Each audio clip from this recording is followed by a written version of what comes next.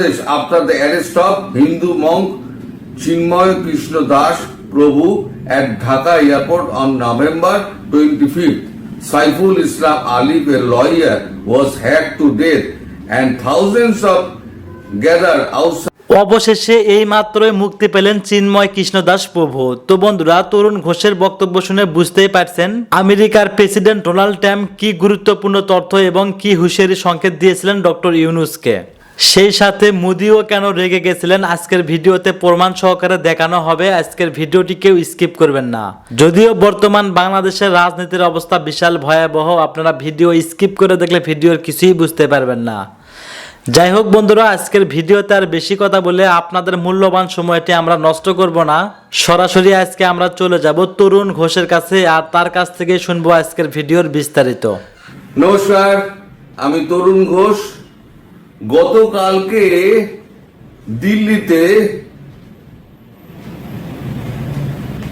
3-tier command নিয়ে যে বৈঠকটা ছিল, সেখানে যে সিদ্ধান্তটা হয়েছিল যে সেনা পাঠানো হবে সমস্ত বর্ডারগুলোতে, কি পরিস্থিতিতে সেনা পাঠানো হচ্ছে সেটা ব্যাখ্যা করার জন্য প্রধানমন্ত্রী মোদী জয়শঙ্করজিকে বলেছিলেন, আপনি পার্লামেন্টে আপনি এই জিনিসটা একটু পার্লামেন্টারিয়ানদের ব্যাখ্যা করে দিন। মোদীজি পরে ডক্টর জয়শঙ্করের সঙ্গে একান্তে বসেন এবং জয়শঙ্করকে সেই রিপোর্টটা দেন। হিন্দুস্তান টাইমস যেটা লিখছে, Jaishankar beat Modi as concern grow over attack on Hindus in Bangladesh. External Affairs Minister S. Jaishankar met PM Modi on Thursday afternoon amid growing concern over attacks on Hindu in neighboring Bangladesh. Sources said if both parliament houses function smoothly, Dr. Jaishankar would make a statement on the matter soon.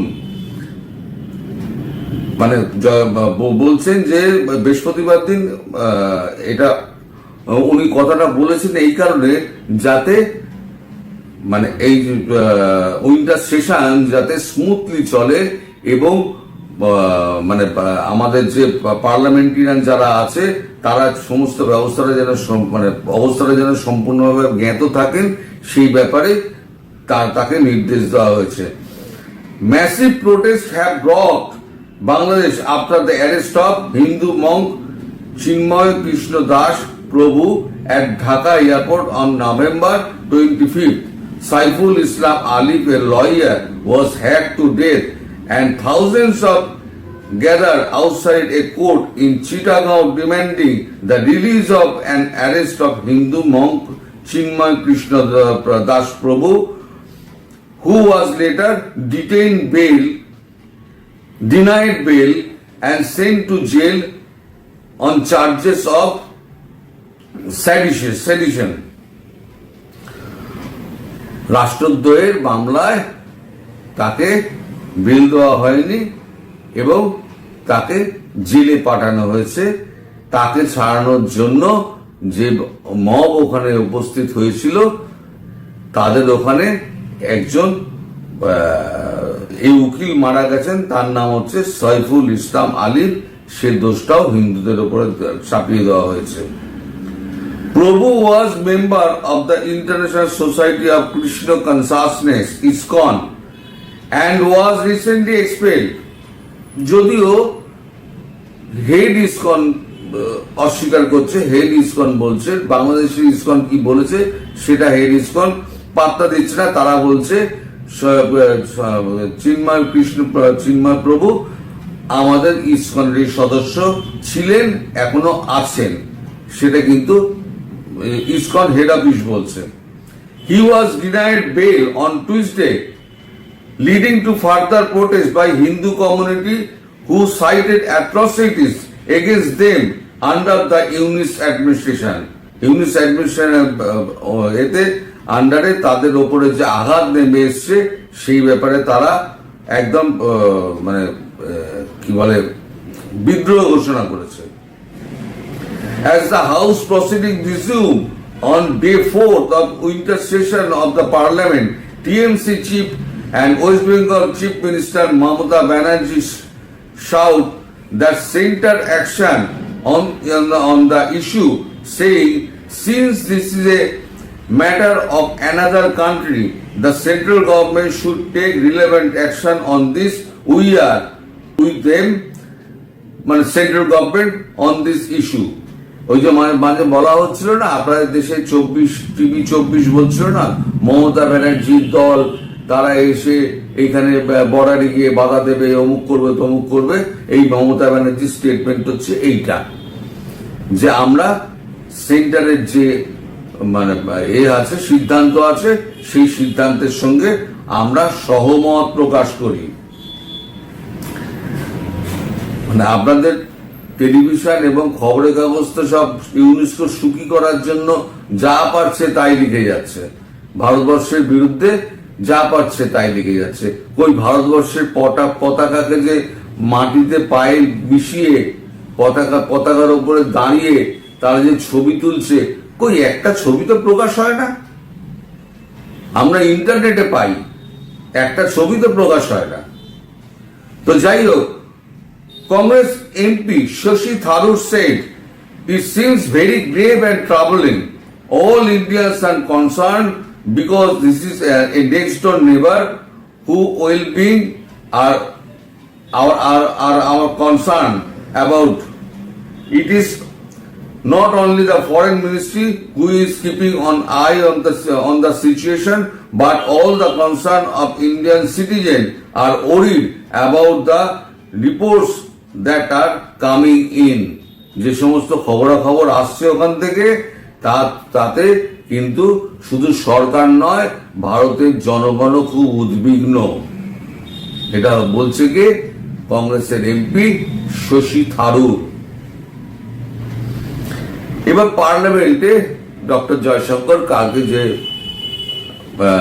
এটা বলেছেন, আজকে কাগজে অনলাইনে বেরিয়ে গেছে, সেটা আমি বলছি। বাংলাদেশের সংখ্যালঘুদের সুরক্ষা নিয়ে ভারতীয় পার্লামেন্টে যা বললেন এস জয়শঙ্কর। বাংলাদেশের চলমান পরিস্থিতি এবং চট্টগ্রামের ঘটনায় কেন্দ্র করে ভারতের পার্লামেন্টের বক্তব্য দিয়েছেন দেশটির পররাষ্ট্র মন্ত্রী এস জয়শঙ্কর। এই খবরটা লিখেছে আপনাদের ইন্ডিপেন্ডেন্ট টেলিভিশনের ওয়েবসাইট। পার্লামেন্টে দাঁড়িয়ে তিনি বলেছেন, সংখ্যালঘুদের জীবন স্বাধীনতা রক্ষার দায়িত্ব বাংলাদেশ সরকারের।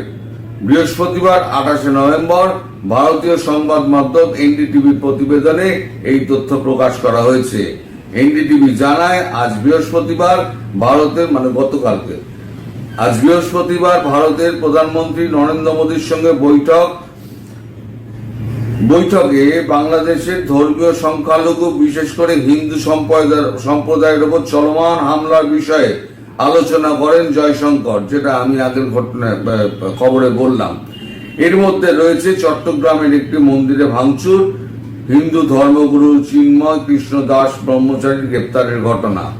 উল্লেখ্য, বাংলাদেশের ছাত্র আন্দোলনের পর সাময়িকভাবে শাসনভার নেয় সেনাবাহিনী, পরে নোবেল বিজয়ী ডক্টর মোহাম্মদ ইউনূসের নেতৃত্বে অন্তর্বর্তীকালীন সরকার দায়িত্ব গ্রহণ করে।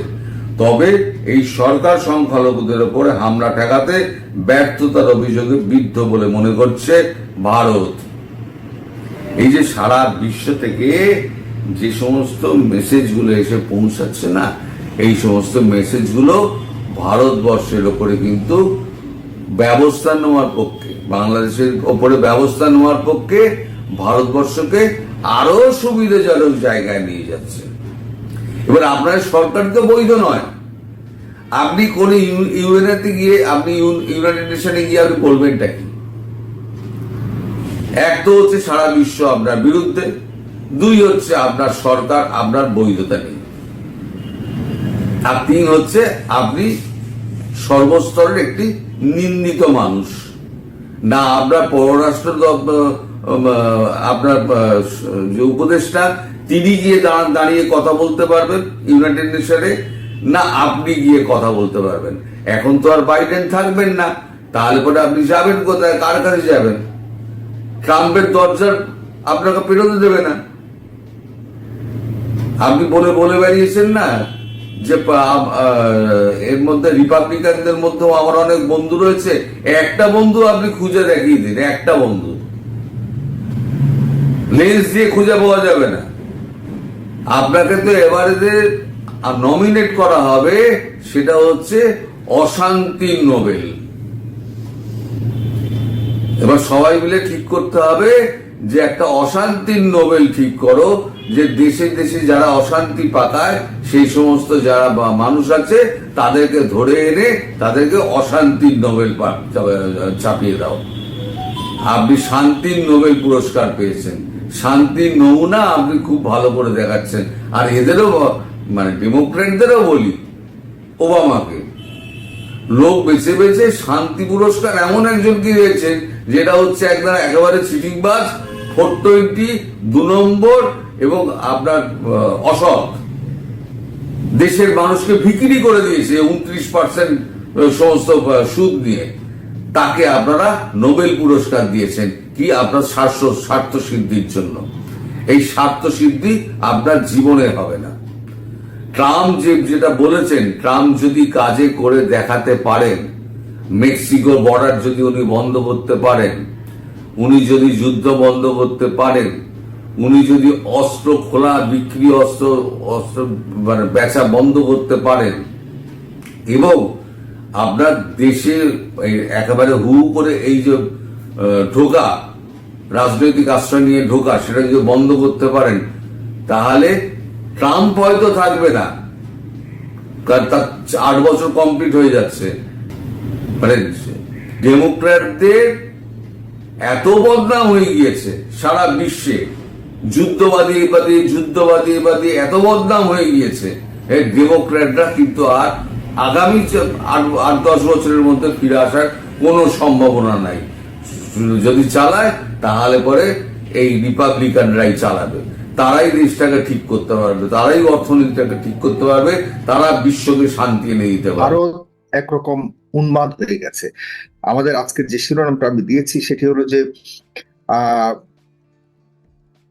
ভারত যে উন্মাদ হয়ে গেল তার পেছনে কি কারণ, এবং বিশেষ করে আমরা দেখেছি যে পশ্চিমবঙ্গের বিজেপি সভাপতি শুভেন্দু অধিকারী তিনি এবং তার দলবল নিয়ে আজকেও বাংলাদেশে যে উপ হাই কমিশন রয়েছে কলকাতায় অবস্থিত, সেখানে গিয়ে হামলা করা হয়েছে, আক্রমণের চেষ্টা করা হয়েছে এবং বাংলাদেশের পতাকাকে অবমাননা করা হয়েছে।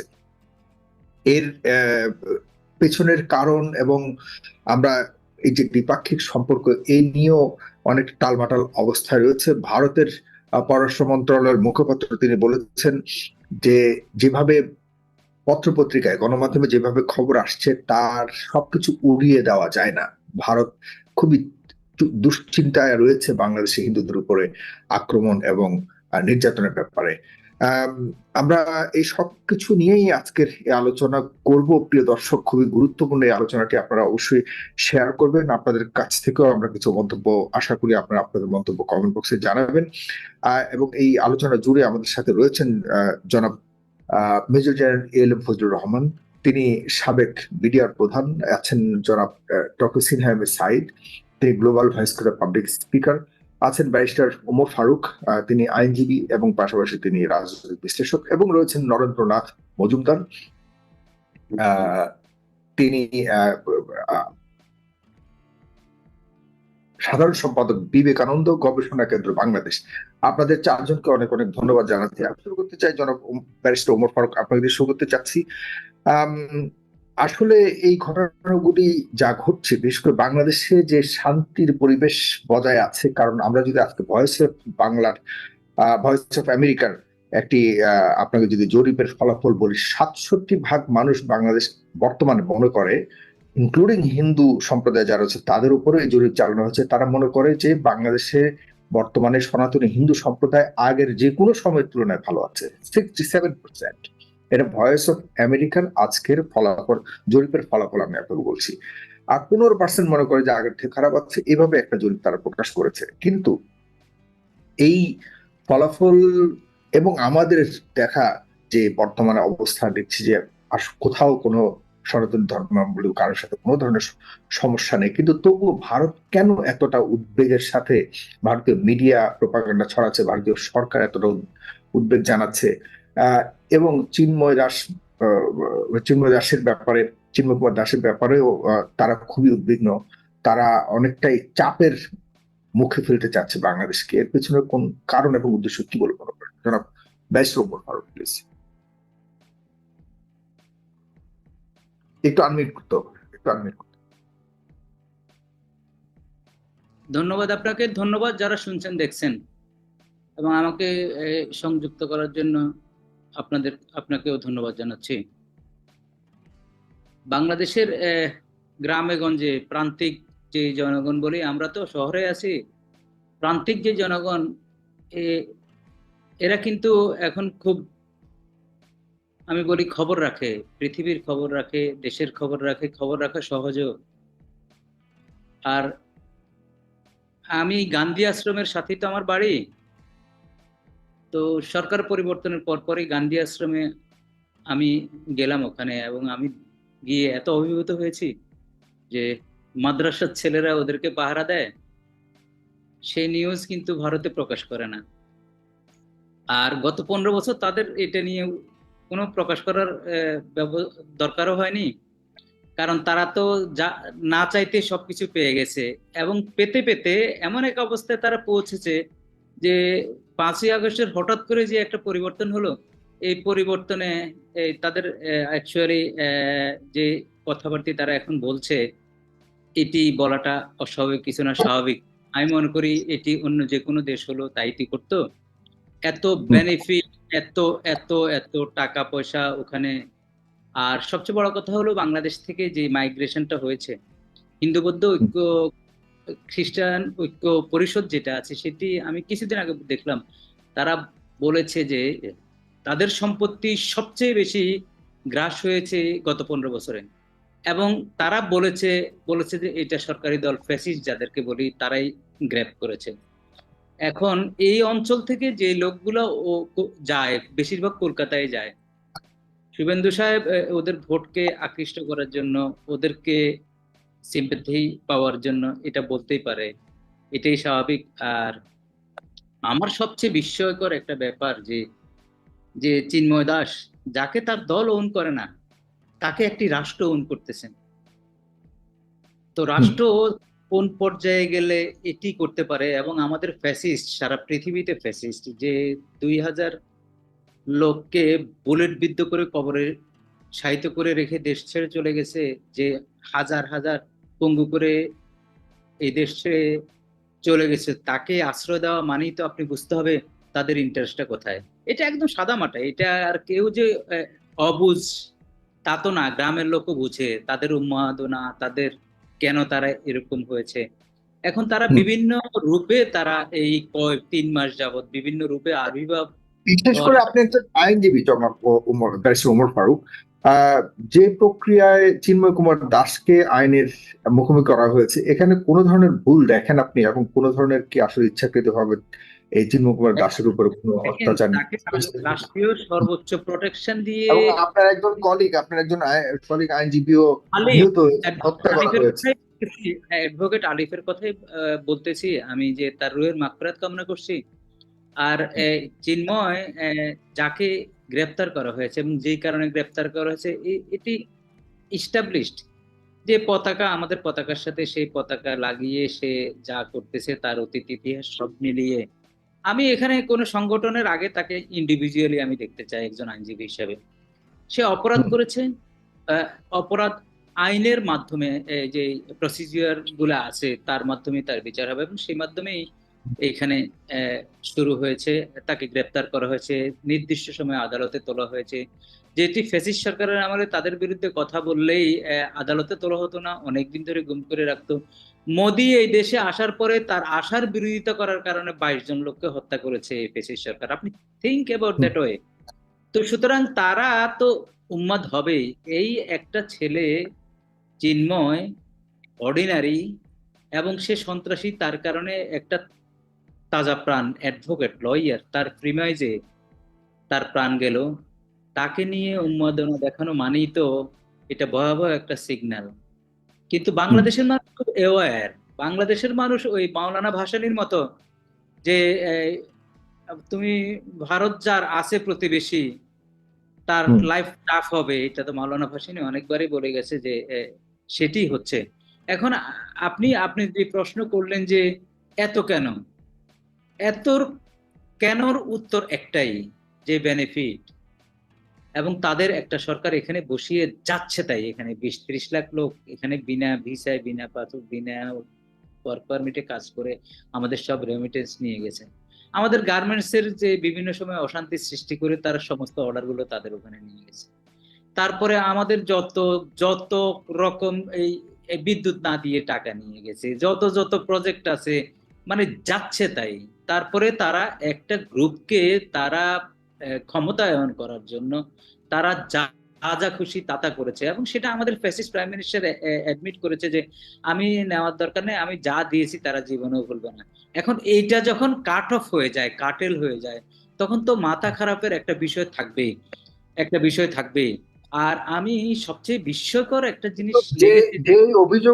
যে অভিযোগে জনাব চিন্ময় কুমার দাসকে অভিযুক্ত করা হয়েছে এবং তাকে বিচার সম্মুখীন করা হয়েছে, এটি কি মানে এই অপরাধে শাস্তি কি এত বড় হওয়ার কোনো কারণ রয়েছে? কারণ আমি গতকালকেও দেখেছি ভারতীয় মিডিয়াতে শাস্তি এই তো হয় ধরনের নাই, আলোচনা হচ্ছে। শাস্তি তো তার এটা তো হয় না অনেক এখন। বড় অপরাধ, এবং এই অপরাধের শাস্তি এমন একজন নেতাকে গ্রেপ্তার করা থেকে শুরু করে তাকে বিচারের সম্মুখীন করা, এবং এত এত এই যে আমরা দেখতে পাচ্ছি সমস্যাগুলি, এত বড় অপরাধ কি সে করেছে কিনা, যেটা আপনি বললেন যে আচ্ছা, আমি আমি আপনার ব্যাকে নিয়ে যাই, আপনাদের যদি মেমোরি রিফ্রেশ করেন, পুরান ঢাকায় পাকিস্তান দিবসে একজন বিহারি, উনি কিন্তু পতাকা উত্তোলন করেছে তার ছাদে, তাকে কিন্তু রাষ্ট্রদ্রোহীর মামলায় অ্যারেস্ট করা হয়েছে।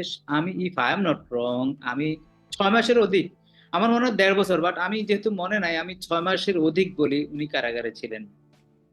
এখন এটি এটি আমাদের এই যে আইনে, পেনাল কোড বলেন, আইনে বলেন, এটি তো একদম পরিষ্কারভাবে বলা আছে, আর এখনো তো শাস্তি হয়নি। এটা প্রসিজারের ভিতর গেছে, তার পক্ষে লয়ারও ছিল সে, অর্থাৎ লিগেল যত যত প্রোটেকশন, রুল অফ ল এ যত যত protection, universal declaration of human rights এ যত যত প্রোটেকশন ছিল, সব প্রোটেকশন কিন্তু তাকে দেওয়া হয়েছে। এবং আপনি আপনি বিস্মিত আপনি দেখেন অন্যান্য কয়েদি থেকেও তাকে আলাদাভাবে রাখা হয়েছে, তার পছন্দের সমস্ত ফুড সে হুম। ওখানে পাচ্ছে। এখন আমি তো মনে করি যে এটাও কিন্তু অন্যায়। আপনার আপনি একটা ইসকন, যদি ইসকন ভেবে যদি তাকে জামাই আদর করেন, অন্যদের চেয়ে আলাদা করেন, এটিও কিন্তু violation of rule of law. অর্থাৎ আপনি আপনি সবাইকে সমভাবে দেখলেন না, আর তাকে যদি আলাদাভাবে এই কারণেই শুধু ট্রিটমেন্ট দেওয়া হয়, সেটিও কিন্তু অন্যায় রাষ্ট্রের জন্য। আমি মনে করি যার যতটুকু অপরাধ তার ততটুকু বিচার হবে, এবং সেটির জন্যই তো আমরা আন্দোলন সংগ্রাম করেছি, আমিও তো আবার পার্টিসিপেট করেছি। তাকে চিন্ময় কুমার দাসকে অন্যদের থেকে আলাদাভাবে স্পেশাল ট্রিটমেন্ট দেওয়া হচ্ছে এখন।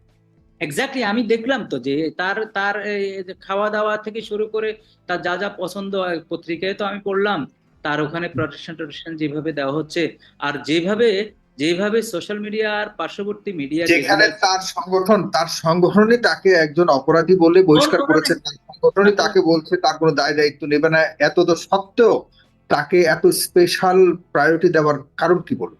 কারণ হয়েছে, ও তো অ্যাকচুয়ালি এই ইসকন যেটা বলতেছেন, আমি দেখলাম তাদের ওয়েবসাইটে গিয়ে 1966 যে এস্টাবলিশড হয়েছে, আমেরিকাতে হয়েছে, এরপরে এই হওয়ার পরে তারা সারা বিশ্বের চেষ্টা করেছে তাদের সংগঠন গড়ার, এবং 70-তে এসে কিন্তু এই যে সিঙ্গাপুর তাদেরকে ব্যান করলো। আমি ওইদিকে যাচ্ছি না, আমি যাচ্ছি না, কারণ আমি ওদের আমি কর্মকাণ্ডগুলো আমি সব পরিষ্কারভাবে দেখিনি, বাট আমি এটাও দেখেছি বন্যার সময় তারা রিলিফ বিতরণ করেছে। যেই জিনিসগুলো আপনার সামনে এসছে, এই ইসকনের যারা রিয়েল ইসকন, যারা ক্লেম করতেছে তারা মানবতাবাদী, যারা ক্লেম করতেছে নিরামূলভোজী, তারা ক্লেম করতেছে তারা আনহার্ম, তারা কিন্তু তাকে বহিষ্কার করেছে, এবং বহিষ্কার করেছে বিশৃঙ্খলার অপরাধে। যেই বাংলাদেশের সংগঠন বহিষ্কার করছে, ইন্ডিয়া দেখেন ওকে আসর করে, অর্থাৎ সারা বিশ্বের কাছে বাংলাদেশকে ডিফেম করার জন্য, আন্ডারমাইন করার জন্য তারা উঠে পড়ে লেগেছে। এটা এটা সত্যি, এটা বেদনারও, এটা একদম বিপজ্জনকও। সুতরাং আমাদের পররাষ্ট্রমন্ত্রী রাইটলি কিন্তু প্রতিবাদ করেছে। আমি বলতে চাই যে এই চাপে কিন্তু তার বিচার যাতে কোনো বিলম্বিত না হয়, এই চাপে যাতে বিচারের যাতে কোনো হেরফের না হয়, এই চাপে যাতে তাকে স্পেশাল যাতে কোনো কিছু না করা হয়, এটা আমি সিটিজেন হিসেবে দাবি রাখছি। বাংলাদেশের 18 কোটি লোক এখন 18 কোটি সোলজার, আমার মাথায় রাখতে হবে। আমি আবার এই কথা রিপিট করতেছি কেন, 18 কোটি সোলজার কেন বলতেছি? এই দেশে এই যে আগস্ট বিপ্লব হয়েছে কারা নেমেছে? কালকে আমি বলেছি টেলিভিশনে যে আপনারা মনে করেন না যে রাজনৈতিক দলের আপনারা এই যে 20-22% সব মিলে যে কর্মী আছে তাদের কারণে হয়েছে, তা না। আমি বলছি মা নেমেছে, বোন নেমেছে, দাদা নেমেছে, দাদি নেমেছে, রিক্সা শ্রমিক যারা পলিটিক্স করে না, কোনোদিন ভাবে নাই পলিটিক্স কে হেট করতো। আই হেট পলিটিক্স একটা জিএনজি তারা বলতো, তারা নেমে রক্ত দিয়েছে। তেমন কোন পলিটিক্যাল কোন লিডার শহীদ হয় নাই। আপনাকে ভাবতে হবে নাম করা কেউ কি শহীদ হয়েছে পলিটিক্যাল? কারা শহীদ হয়েছে? তো সুতরাং এখন আমি কেন বললাম 18 কোটি সোলজার, এই সোলজার গুলো কিন্তু এই 15-16 বছর ভারতের এই অত্যাচার, ভারতের হস্তক্ষেপ, এই সচিব এসে এইকে ক্ষমতা রাখা, তাদেরকে ক্ষমতা রাখার যে বন্দোবস্ত, এতে কিন্তু পরিষ্কার হয়ে গেছে যে দে আর আওয়ার এনিমি, নট অল ভারতীয় আমি বলতেছি, অর্থাৎ এই যে সরকারগুলো আছে, বেনিফিশিয়ারি গুলো আছে।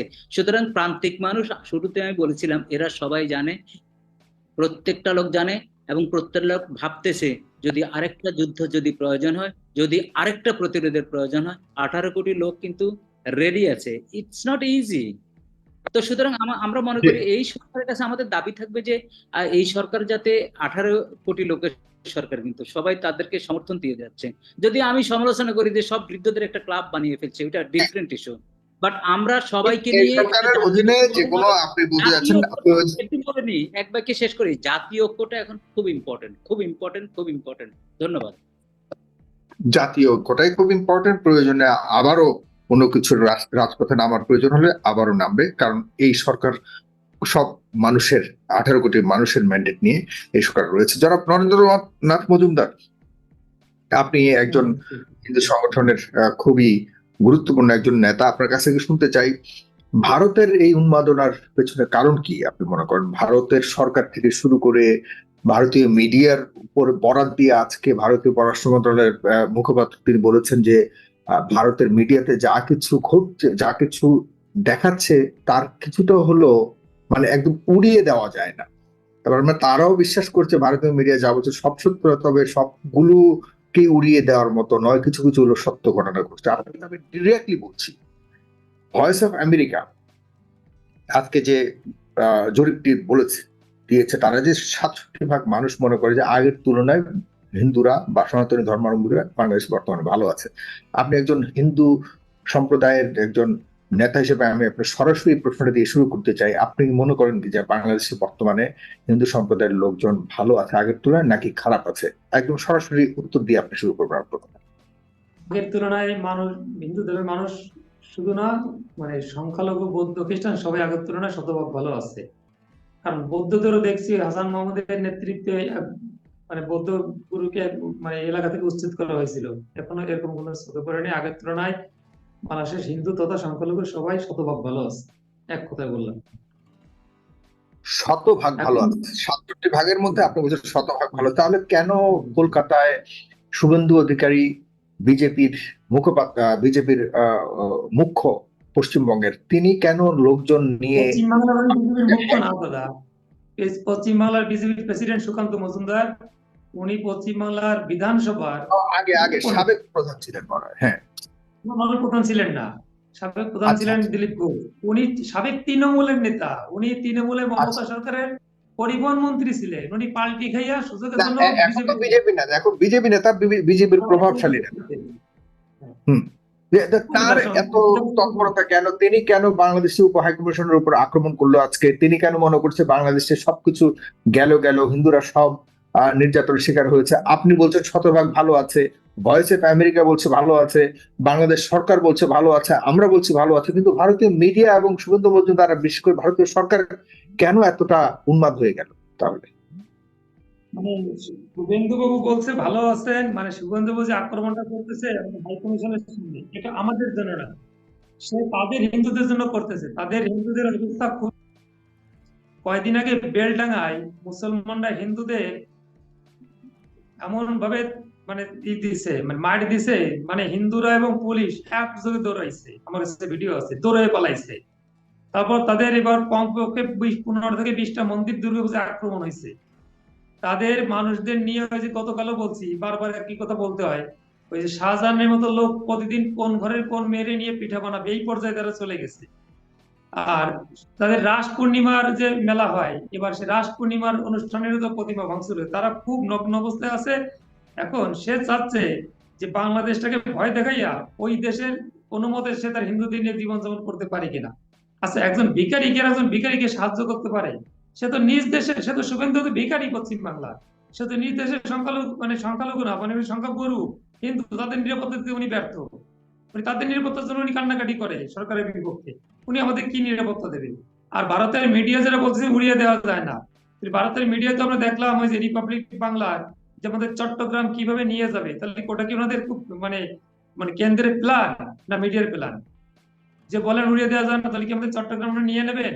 এবং কিভাবে বন্দরে মাল নেবেন, ওনাদের খরচ কমবে, সব যে সুন্দর করে দেখালো, ওনাদের মূল উদ্দেশ্য কি তাই ভারতের?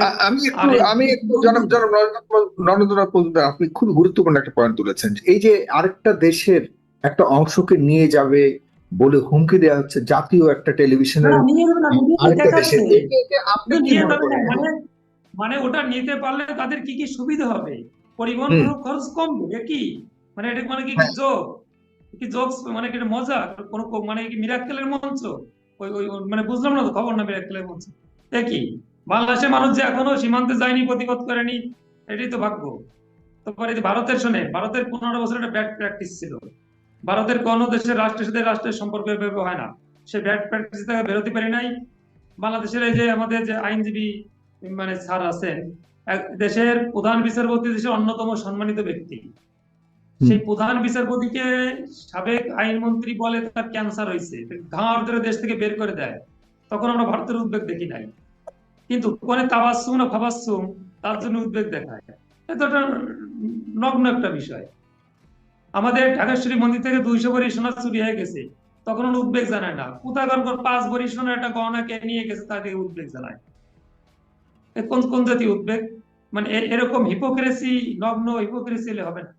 মানে কূটনীতি জায়গায় করতে হবে, মানে স্ট্যান্ডার্ড ভাবে করতে হবে। এত বড় নগ্ন হলে তো মানুষ আসবে, এত বড় নগ্ন হলে হবে না।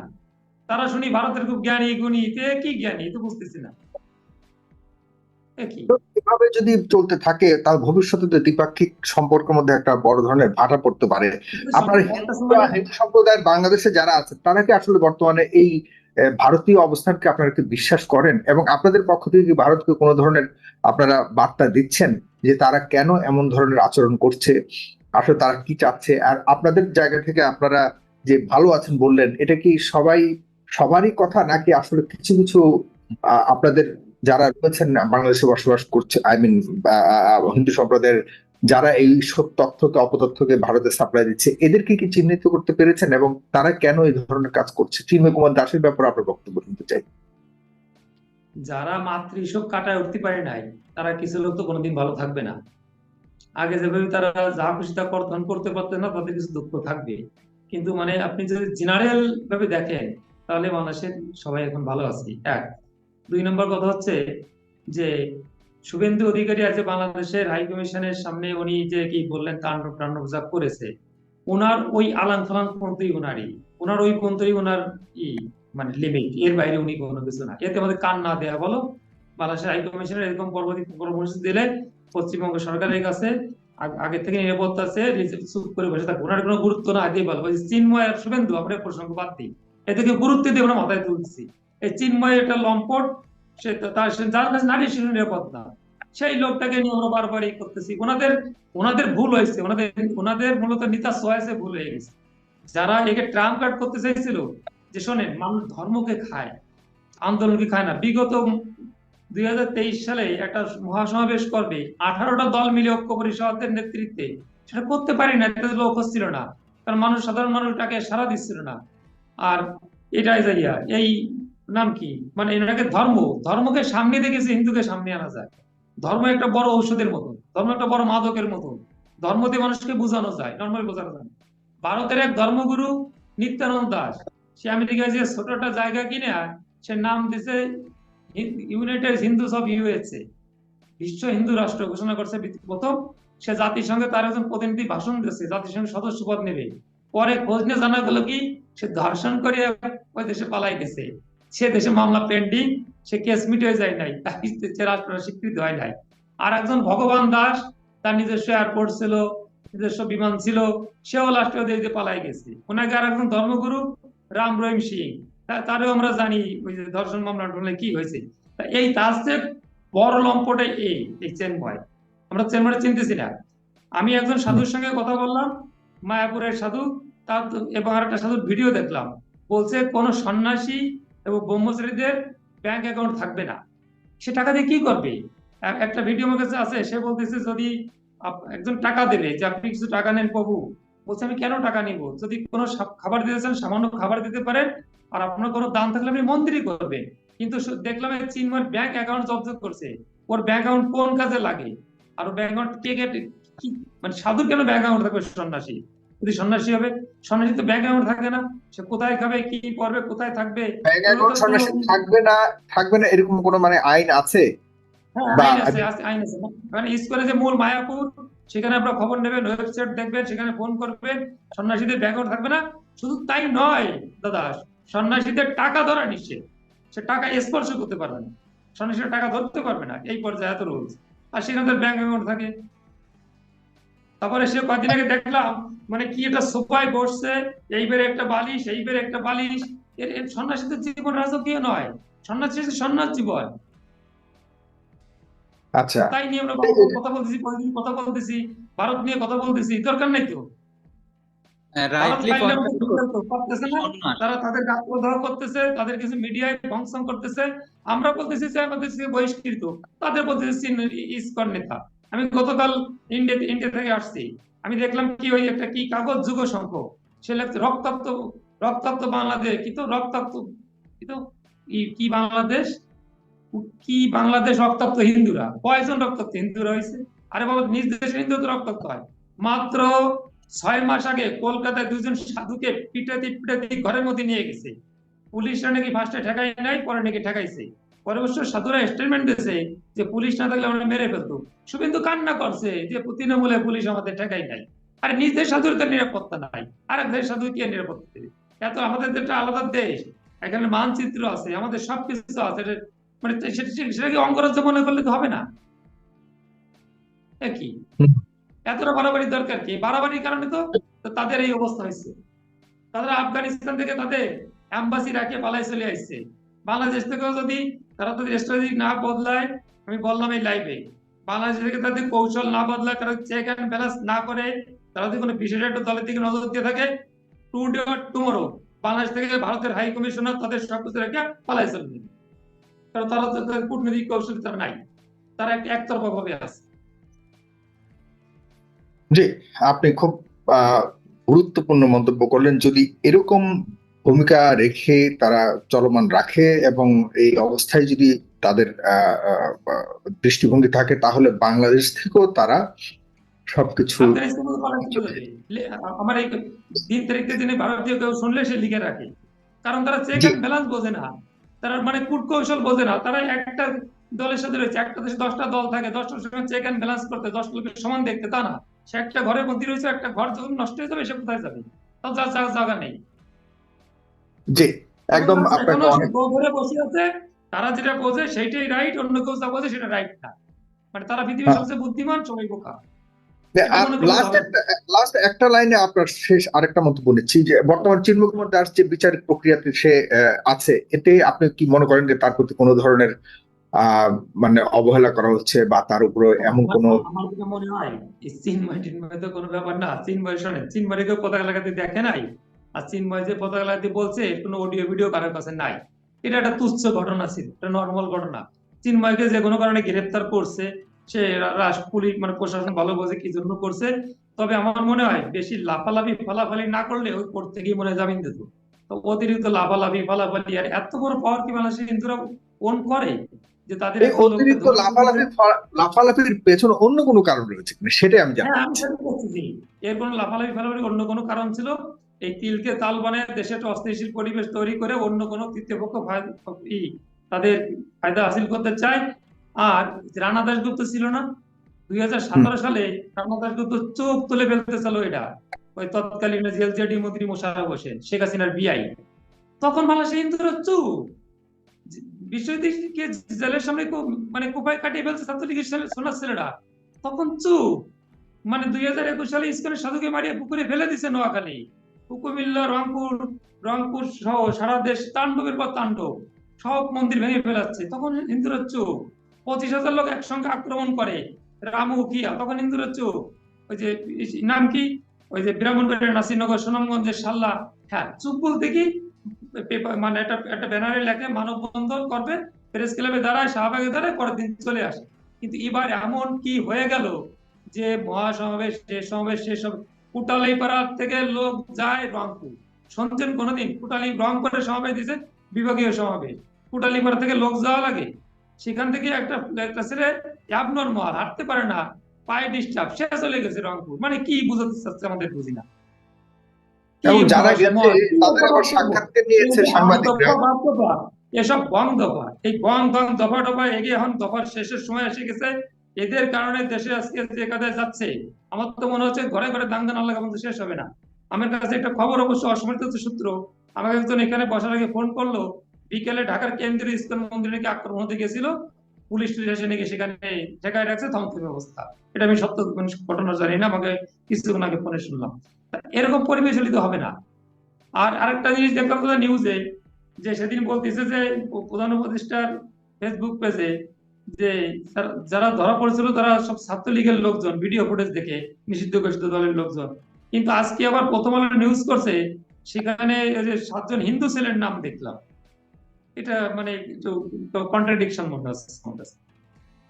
হ্যাঁ, না, কারণ এটা আসলে ওখানে স্পষ্টভাবে দেখা গেছে কারা ওখানে খুন করেছে আলিফকে, অ্যাডভোকেট আলিফকে। সুতরাং এটা কেউ অন্য কোনো কিছু বললেই মেনে নেবে ব্যাপারটা তা নয়। আর সেখানে স্পষ্টভাবে ভিডিও ধারণ করা হয়েছে, তা দেখে দেখেই করা হবে। অবশ্যই আমরা প্রকৃত আসামি এবং প্রকৃত অপরাধীদেরকে সেখানে ধরবে বলে এটাই আমাদের বিশ্বাস, এবং এটাই করবে, এছাড়া অন্য কোনো উপায় নেই। আপনার কাছে লাস্ট আরেকটা কমেন্ট, কারণ আপনি খুব গুরুত্বপূর্ণভাবে বিষয়গুলিকে নিয়ে আপনি কথা বলছেন, যে ফায়দার কথা বলছেন, যে অন্য কোনো ফায়দা হাসিল করবার জন্য চেষ্টা করা হচ্ছে, সে ফায়দাকে হাসিল করার সুযোগ রয়েছে বাংলাদেশে? মানে সেই সুযোগ নাই, কিন্তু এই যে ব্যর্থ চেষ্টা করে, শোনেন, হিন্দুদের এটা বাংলা বলি, মানে হিন্দুরা হচ্ছে বলির পাঠা হয়। মানে যতগুলো নির্বাচন আমার মানে ইচ্ছে গেছে 2001 সাল থেকে ভালো মনে পড়ে আর কি, যতগুলো নির্বাচন পরবর্তী হিন্দুরা সবসময় মার খায়। কিন্তু আমার কথা হচ্ছে 2000 এই যে এই সালের নির্বাচন, এই যে 24-এর নির্বাচনটা হলো, এবার তো বিএনপি অংশগ্রহণ করে না, তাহলে কেন এবার হিন্দুদের মারালো? এবার কারা মারলো? সবসময় তো বিএনপি জামাত মারে, বিএনপি জামাত মারে, এবার কে মারছে? সেখানে আমাদের বাগেরহাটের মোংলা থেকে শত শত লোক বিভিন্ন জায়গায় আশ্রয় নিয়েছে, হিন্দুদের বাড়ির সামনে মাইক লাগাইছে আওয়ামী লীগের লোকজন, মালাউন বেরো, চারাল বেরো, মেরে ফেলবো। সে কান্না করছে ঢাকা এসে। ওখানকার যে আওয়ামী লীগের বিদ্রোহী প্রার্থী ইদ্রিস তার 9 ভাই 6 ভাই মুক্তিযোদ্ধা, সে ঢাকা এসে কাঁদছে প্রেস ক্লাবে। এবার তো আর নাই, বিএনপি নাই, এবার কেন? এবং এবার বিএনপি নাই, ঝিনাইদহ পূজাগুনি সেক্রেটারি বারে বাড়ি ফেলছে, বিভিন্ন জায়গায় একদম মারে মারিয়ে টারে তছনছ করছে হিন্দুদের। দিন শেষে হিন্দুরা বলির পাঠা, হিন্দুরা মানে মানে হিন্দুরা শুনি যে ঠান্ডা মাথার মানুষ, আসলে কি ঠান্ডা মাথার মানুষ জানি না কেন এই কারো উস্কানিতে পাড়া দিয়া তিলকে তাল করতে গিয়া এখন যে পরিবেশ সৃষ্টি হয়েছে, এখন দেশে যে দাঙ্গাবাদের এই যে 8 দফান যে কোনো লাফালাফি ফালাফালি করতেছে, ভং চং আবিজাবি, এদেরকে ধরিয়া এদের কাছে কৈফিয়ত চাইতে হবে। এদের কাছে এই যে যেগুলো ফেসবুকে লিখছিল চিন্ময় অ্যারেস্ট হলে সবাই ডিবি বসে আয়, সবাই শাহবাগে আয়, সবাই কোর্টে আয়, এদের ফেসবুক আইডি গুলো চিহ্নিত করে এদেরকে ধরে নিয়ে রিমান্ডে নেন, সব বেরিয়ে আসবে। আপনাকে অনেক ধন্যবাদ। যে প্রিয় দর্শক, আপনারা এই গুরুত্বপূর্ণ প্রতিটি প্রশ্নের উত্তর হিন্দু সম্প্রদায়ের একজন সংগঠনের নেতা, বিবেকানন্দ গবেষণা কেন্দ্রের নেতা জনাব সাধারণ সম্পাদক, তিনি নরেন্দ্রনাথ মজুমদার, তিনি এতক্ষণ আপনাদেরকে যতগুলি তথ্য দিয়েছেন, আপনারা তার সাথে একমত কিনা আপনাদের মতামত আপনারা কমেন্ট বক্সে লিখবেন। এবং জনাব ডক্টর সিনেমা সাইদ, আপনার কাছেও একই কথা বলছি যে ইসকনের বাংলাদেশের যে প্রধান নেতারা রয়েছেন তারা বলছে চিন্ময় কুমার দাস আমাদের নেতা নন। আমাদের সংগঠনের কেউ নন, যা কিছু করেছে অপরাধ অপকর্ম এগুলির জন্য আমরা আগেই তাকে বহিষ্কার করেছি, সুতরাং আমরা তার কোনো দায় দায়িত্ব নিতে পারবো না। এদিকে নরেন্দ্রনাথ মজুমদার বলছে যে বাংলাদেশের হিন্দুরা 100% ভালো আছে, ভয়েস অফ আমেরিকা বলছে 67% ভালো আছে। তবুও এত কিছুর পরেও ভারতের রাজনীতিবিদরা শুভেন্দু অধিকারী আমি বলছি আগের তুলনায় শতভাগ ভালো আছে, শতভাগ ভালো আছে তা আগের না। তুলনায় আমাদের আগের তুলনায় দেশে সেটাই বলছে, এই আগের ঘটনার তুলনায় পরে যে আগের আক্রমণগুলো হচ্ছে, আজকে তো মন্দির টন্দির সব ভাঙচুর হয়েছে, ভাঙচুর হয়েছে এদের কারণেই। এই কারণটা হলে এইগুলো হতো না, এই ইস্কন কারণটা, করে হ্যাঁ ঝামেলা হতো এটা না।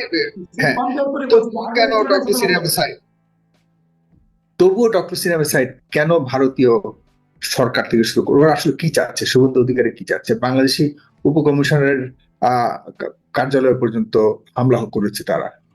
তারা কি ভুলে গেছে বাংলাদেশও হাই কমিশন আছে? জনাব ডক্টর সিনেমা সাইড, দেখেন, আমাদের একটা ব্যর্থতা আছে কিন্তু বাংলাদেশ থেকে, এটাই বলতেছি। প্রথম ব্যর্থতা হলো কোনো ব্রহ্মচারী তার নীতিমালা মেনে চলবে। এবং এই যে ইসকন সম্পর্কে বলা হচ্ছে, ইসকনের আদর্শ উদ্দেশ্যের সাথে কিন্তু কোনো ব্যক্তি রাজনীতি করার সুযোগ নাই, মিটিং করার সুযোগ নাই, তহবিল সংগ্রহের সুযোগ, এবং যে কারণে তাকে বহিষ্কার করা হয়েছে। এখন সারা পৃথিবীর ইসকনের হেডকোয়ার্টার চিন্তা করতে হবে, ইসকন বিরোধী যারা কাজ করছে তারা কেন ইসকনের সাপোর্ট পাচ্ছে। প্রথম ক্লিয়ার করেন, সরকার ক্লিয়ার করতে হবে ইসকনের সাথে কোনো বিরোধ নাই এখানে। ইসকন তার কাজ গবেষণা করবে, ধর্মপ্রচার করবে, যে বিবেকানন্দ প্রচার করতেছে, গবেষণা করতেছে, কোনো অসুবিধা নেই।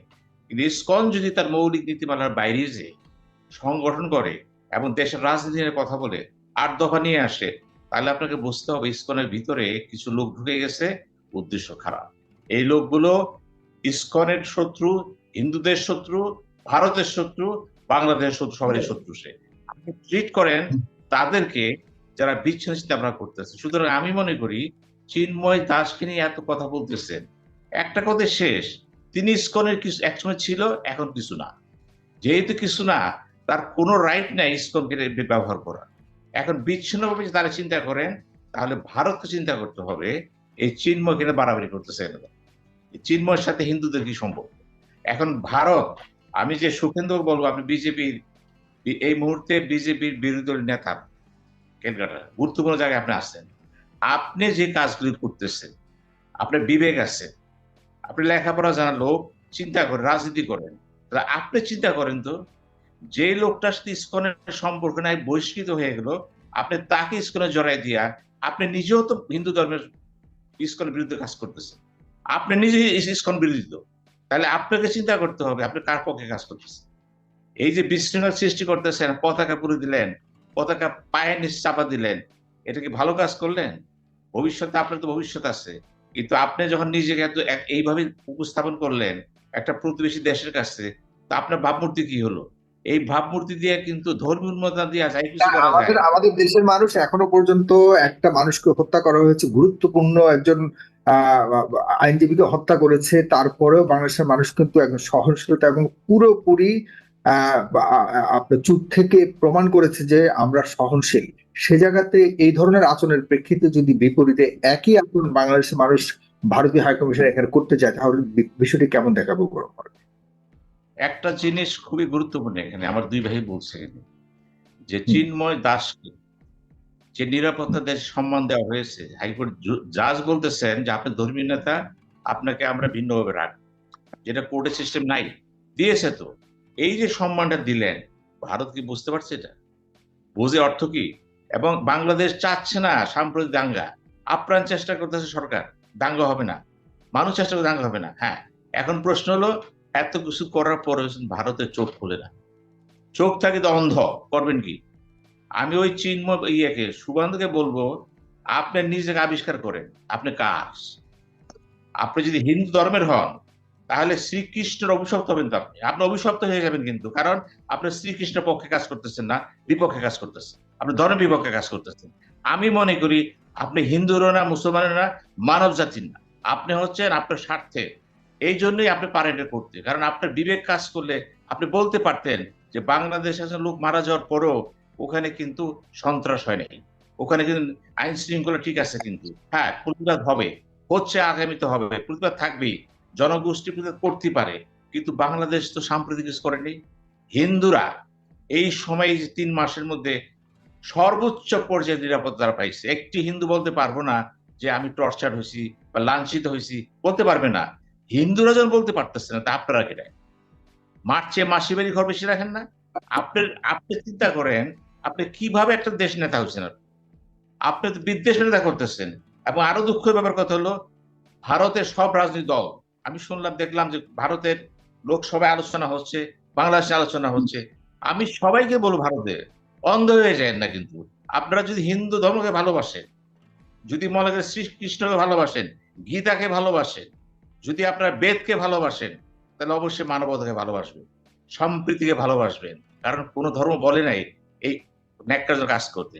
এই যে ব্রহ্মচারী নাম দিয়ে যারা ময়ূরপুচ্ছ করেছে, এই সমস্ত ভণ্ডদেরকে আপনারও তো দীক্ষা করবেন। সবার উচিত ছিল আমেরিকার ইসকন হেডকোয়ার্টারকে আমি বলবো, আপনারা ইসকনের সাথে যারা যারা বিভ্রান্তকারী আছে তাদের চিহ্নিত করেন এবং ঘোষণা দিয়ে দেন ইসকন একটা আদর্শবাদী সংগঠন, এখানে কোনো ব্রহ্মচারী থাকবে, এখানে কোনো রাজনৈতিক মতবাদ নাই।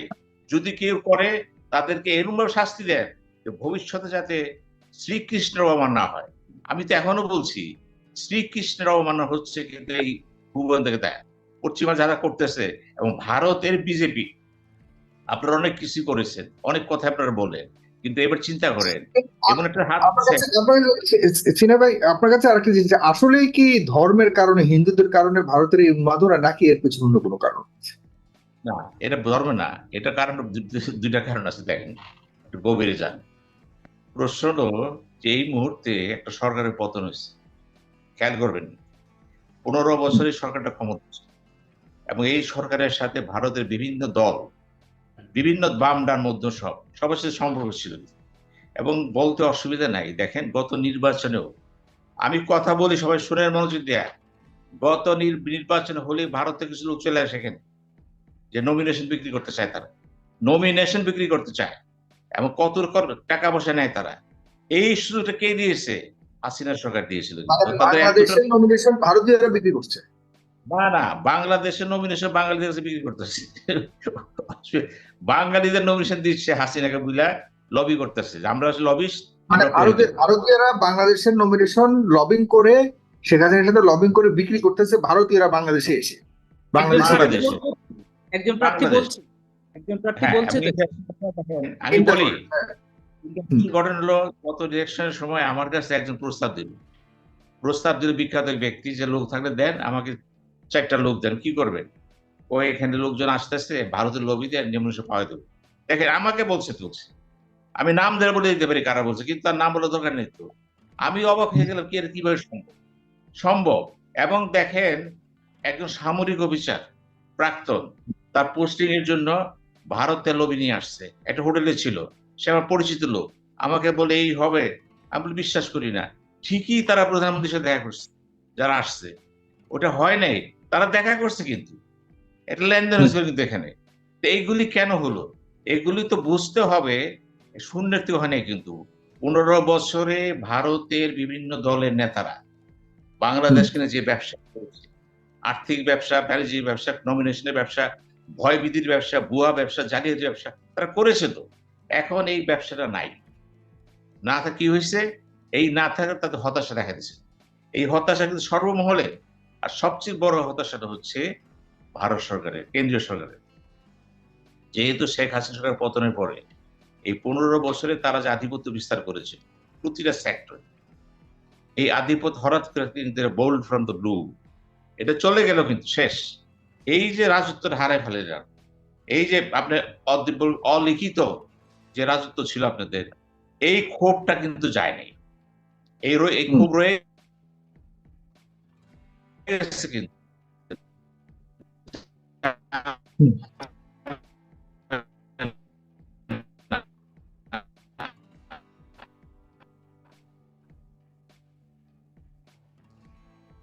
ডক্টর সিনা ভাই সাইদ, আপনাকে শোনা যাচ্ছে না, আপনার নেটওয়ার্ক সমস্যা হচ্ছে। প্রিয় দর্শক, আপনারা কি গুরুত্বপূর্ণ মন্তব্য করেছেন জনাব ডক্টর সিনা ভাই সাইদ, আপনাদের মতামত জানতে চাই এবং অবশ্যই অনুষ্ঠানকে শেয়ার করবেন। আজকের অনুষ্ঠানটিতে আমরা মোটামুটি আমাদের বাংলাদেশের হিন্দুদের অবস্থান নিয়ে হিন্দুদের নেতা একজন কথা বলেছেন, তিনি একদম সুস্পষ্টভাবে সবকিছু তিনি প্রকাশ করেছেন। আপনারা শেয়ার করলে ওনারা জানতে একটা কথা জানাবেন। বলতে হবে, হয় সে হুম। বাংলাদেশে আসবে। এই যে এখন বলা হচ্ছে যে এখানে আওয়ামী লীগের 20% ভোট আছে, আরো গভীরে যান না কেন, ভোট আসছে কি না আসছে ভোটে বোঝা যাবে। আমি আগেই বলছি, নতুন প্রজন্ম 3টে ইলেকশনে ভোট দেয় নাই। এই নতুন প্রজন্মের সাথে কিন্তু আওয়ামী লীগ বিএনপি সম্পর্ক একেবারে ন্যূনতম। এরা কাকে ভোট দিবে, কিভাবে দিবে, এটা প্রমাণ সামনে করে বিপ্লব হয়ে যাবে। কিন্তু এইখানেও ভোট বাক্সে বিপ্লব হইতে পারে। নতুন প্রজন্মের চিন্তা ভাবনা আমরা কেউ জানি না কিন্তু। সুতরাং কার বাক্সে কত পার্সেন্ট ভোট আছে এগুলি প্রাচীন কথাবার্তা, কিন্তু এ নাও টিকবে না। কিন্তু সবকিছু মিলে 3টা যে গুরুত্বপূর্ণ, একটা হচ্ছে ইসকনকে মিস ইউজ করা হচ্ছে, যেটা ইসকনের কথা বলা উচিত। 2 নম্বর হচ্ছে যারা মিস ইউজ করতেছে ব্রহ্মসের সাথে, তারা কপট, বক ধার্মিক, ময়ূর পুচ্ছ পড়ছে, তাদেরকে বিচার করা উচিত। 3 নম্বর, এই সমস্ত বক ধার্মিকদের সাথে ভারতের যে নেতারা, যে সমস্ত নেতারা বা মিডিয়া যারা জড়াইছে, তাদেরও বোঝা উচিত যে তারা একটা দেশকে ডিস্টেবিলাইজ করতে পারে না, বিশ্ব করতে পারে না, কারণ তাদের বৈশ্বিক স্বার্থ রয়ে গেছে। তারা যেটাই করতেছে নিছক করতেছে না, দেশপ্রেমটা করতেছে না, বরঞ্চ তারা আর্থিক প্রাপ্তি যেটা করতেছে, এবং এইগুলো কিন্তু দীক্ষা জানানো উচিত। সবচেয়ে বড় কথা, শেষ কথা হচ্ছে, প্রধানমন্ত্রী নরেন্দ্র মোদী যেহেতু ভারতের পররাষ্ট্র মন্ত্রণালয় থেকে একটা বিজ্ঞপ্তি দেওয়া, একটা প্রতিবাদ করা হয়েছে, বাংলাদেশ থেকে উত্তর দেওয়া হয়েছে। আমি মনে করি যে বা যারা অপেক্ষা করতেছেন 20 তারিখের পরে কি হবে, তাদের যদি বলি, 20 তারিখের পরে যারা ভাবতেছেন অনেক কিছু ঘটে যাবে, এটাও ভেবে রাখে বাংলাদেশে অভিভাবক হচ্ছে স্বয়ং আল্লাহ, তিনি আমাদের রক্ষা করবেন। ধন্যবাদ। যে আপনাকে অনেক ধন্যবাদ জানাচ্ছি। জনাব মেজর জেনারেল এল ফজলুর রহমান, আপনি সবার কথা শুনলেন। আপনার কাছ থেকে যদি জানতে চাই, আসলে ইসকন আন্তর্জাতিকভাবে তাদের একটা সাংগঠনিক তৎপরতা রয়েছে, তারা সম্পূর্ণভাবে ধর্মীয় বিষয়টাকে গুরুত্ব দিয়ে তারা পৃথিবীর বিভিন্ন দেশে কর্মকাণ্ড পরিচালনা করে আসছেন। কিন্তু বাংলাদেশের জায়গাটাতে তারা একটু আমরা মনে করছি এবং অনেকেই মনে বলছে যে ভিন্নভাবে তারা বাংলাদেশের এখানে একটা মাতব্বরি করার চেষ্টা করছে। কিন্তু তাদের নেতারা গতকালকে স্পষ্ট করে জানিয়েছে যে আমাদের অবস্থান, বাংলাদেশের সাংগঠনিক অবস্থান খুবই স্পষ্ট, আমরা ধর্ম নিয়েই ব্যস্ত আছি, আমাদের রাজনীতির সাথে সম্পর্ক নেই। আপনার কাছে কি মনে হয় চিন্ময় কুমার দাস বা এই জাতীয় যারা আছে, যারা আসলে রাজনৈতিক একটা অস্থিতিশীল তৈরি করবার উদ্দেশ্যে ইসকনের উপরে ভর করে এমন একটা প্রচেষ্টা চালিয়েছে যেন ইসকনকে আমরা বাংলাদেশ টার্গেট করে এবং ইসকনের বরাদ দিয়ে বা ইসকনের উছিলায় আন্তর্জাতিক সম্প্রদায় যেন বাংলাদেশের জনগণের বিরুদ্ধে দাঁড়াবার একটা সুযোগ তৈরি হয়? এখানে একটা বড় ধরনের আপনি কোন ধরনের ষড়যন্ত্র দেখেন কিনা, জনাব মেজর জেনারেল ফজলুর রহমান? সাবিক সাহেব, আপনাকে অনেক ধন্যবাদ আমাকে আজকের আলোচনায় সম্পৃক্ত করার জন্য। আমি ধন্যবাদ জানাই 3জন বিজ্ঞ আলোচককে। বিশেষ করে আমি ধন্যবাদ জানাই নরেন্দ্রনাথ মজুমদারকে একটা সত্য তুলে ধরার জন্য। আমি খুবই খুশি, তার উপরে আমি খুব খুশি হয়েছি যে তিনি সুন্দরভাবে বর্তমানে যে অবস্থা বাংলাদেশে সেটাকে তুলে ধরেছেন, এবং আমি মনে করি ভারতের মাথার উপরে ঠান্ডা পানি ঢেলে দিয়েছে। এইটা আমি সরকারকে অনুরোধ করব, এই নরেন্দ্রনাথ মজুমদার গরম পানি ঢেলে দিয়েছে, কারণ ওনার কথা শোনার পর গরম, ইন্ডিয়ার মাথা তো গরম, তো ওই ঠান্ডা পানি ঢেলে দিয়ে যায়। ঠান্ডা পানি ঢেলে দিয়েছে। তো এখন আমি সরকারকে অনুরোধ করব, এইসব নরেন্দ্রনাথ মজুমদারের মতো যারা আছেন বাংলাদেশ হিতৈষী, যারা বাংলাদেশকে ভালোবাসেন এবং বাংলাদেশের নাগরিক হিসেবে গর্ববোধ করেন, তাদের নিয়ে ভিডিও তৈরি করে বিভিন্ন ভাবে সারা পৃথিবীতে এই জিনিসগুলোকে ছড়িয়ে দেওয়া যায়। কিন্তু ওই ধরনের প্রচেষ্টা কিন্তু আমাদের খুব কম, এটা হওয়া উচিত বলে আমি মনে করি। তো আমি এখানে আমাদের ইসকন তো এটাকে জানা দরকার, এরা কারা। দেখেন, ইসকন যদিও 1963 সালে প্রভুপাদ কলকাতা থেকে গেছেন আহ, নিউ ইয়র্কে গিয়ে এটা 1966 সালে প্রতিষ্ঠা করেছেন, কিন্তু এটা কলকাতায় তো করতে পারে নাই সে, বিকজ সনাতনী ধর্মের মানুষ এটাকে সমর্থন করে না। কেন করে না? ইসকনের আবার এটা হলো ব্রাঞ্চ, হলো আপনার গৌড়ীয় বৈষ্ণবিজম যে আছে, বৈষ্ণব ধর্ম, গৌড়ের যে বৈষ্ণব ধর্ম, সেটারই এটা একটা ব্রাঞ্চ। এটা মনোথিস্টিক রিলিজিয়ান, মানে একত্ববাদে এরা বিশ্বাস করে, যেটা সনাতন ধর্মের সঙ্গে মেলে না, ট্রেডিশনে মেলে না। এবং এদের কালচারটা হলো বেদিক কালচার, বৈদিক কালচারে তারা বিশ্বাস করে। আর এই যে কৃষ্ণ মুভমেন্ট, যেটা হরে কৃষ্ণ হরে রাম হরে হরে হরে কৃষ্ণ হরে হরে, এটা শুরু হয়েছে 1600 খ্রিস্টাব্দে, এবং এটা শুরু করেছিলেন শ্রী চৈতন্য। এনার জন্ম হলো ফেব্রুয়ারি 18, 1486, এবং নদিয়াতে নবদ্বীপে, এবং ইনি মৃত্যুবরণ করেন 1534 খ্রিস্টাব্দে পুরীতে। এইটারই এটা একটা ব্রাঞ্চ, এই হলো আপনার ISKCON, international society for Krishna consciousness. তো এরা ধর্মকর্ম নিয়ে আছে, এবং আমি দেখেছি স্টাডি করে, এই ইসকন আর আমাদের সুফিজমের মধ্যে কোনো তফাৎ নাই। এবং সবচেয়ে মজার কথা হলো, আমাদের সুফিজম থেকে কিন্তু এটা ড্রাইভ করা হয়েছে। যেমন এখানে বলা হচ্ছে যে আপনার এদের যে রিলিজিয়াস ফিলোসফি যেটা, সেটা হলো সৃষ্টিকর্তার সঙ্গে সংযোগ স্থাপন করে দেওয়া। এই যে মনসুর হাল্লাদ যে বলেছিলেন আনার গড, মানে আনাল্লাহ, যে আমি নিজেই আল্লাহ, মানে ফানাফিল্লা হয়ে যাওয়া, এই জিনিসটাই কিন্তু এরা করে। তো এদের হলো যেমন স্কুল অফ থট যেটা এদের আছে, যেমন মনে করেন যে ভেদা অভেদা ডিফারেন্স, এবং ইনকনসিভেবল ওয়াননেস অফ গড। এই যে কুফুয়ান আহাদ আমরা বলি, যে আল্লাহর কোনো তুলনা নাই, কারোর সঙ্গে এটা মিলে না, ইনকনসিভেবল ওয়াননেস, কুল হু আল্লাহু আহাদ, এইটার উপরে কিন্তু এদের এই আপনার এই কৃষ্ণ কীর্তনটা নির্ভর করে। এটা তো এইটা বৈদিক যোগ এবং মানে প্রেম ভালোবাসা কৃষ্ণ কীর্তন যেটা, সেটা করেই তারা এই ধর্মটা ইয়ে করে। আমি কেন বলছি এটা মুসলমান সুফিজমের সঙ্গে এটা 100% মিল। যেমন আপনার শাহ মখদুম সাহেব এসছেন আপনার বাংলাদেশে 1287 খ্রিস্টাব্দে, তিনি এসে ধর্ম প্রচার করেছেন বিভিন্ন জায়গায়, তার শিষ্যরা। তারপরে সিলেটে এসছেন হযরত শাহজালাল 1303 খ্রিস্টাব্দে, তিনি ওখানে এসে এই সুফিজম এবং প্রেমের মাধ্যমে দিয়ে যে ইসলাম প্রচার, এই ইসলাম তিনি প্রচার যুদ্ধ তিনি করেছেন। এখন এই ইসকনের টিচিংটা কি? 1 নম্বর টিচিং হলো ক্লিনিং অফ দি হার্ট, এই জিকির করা।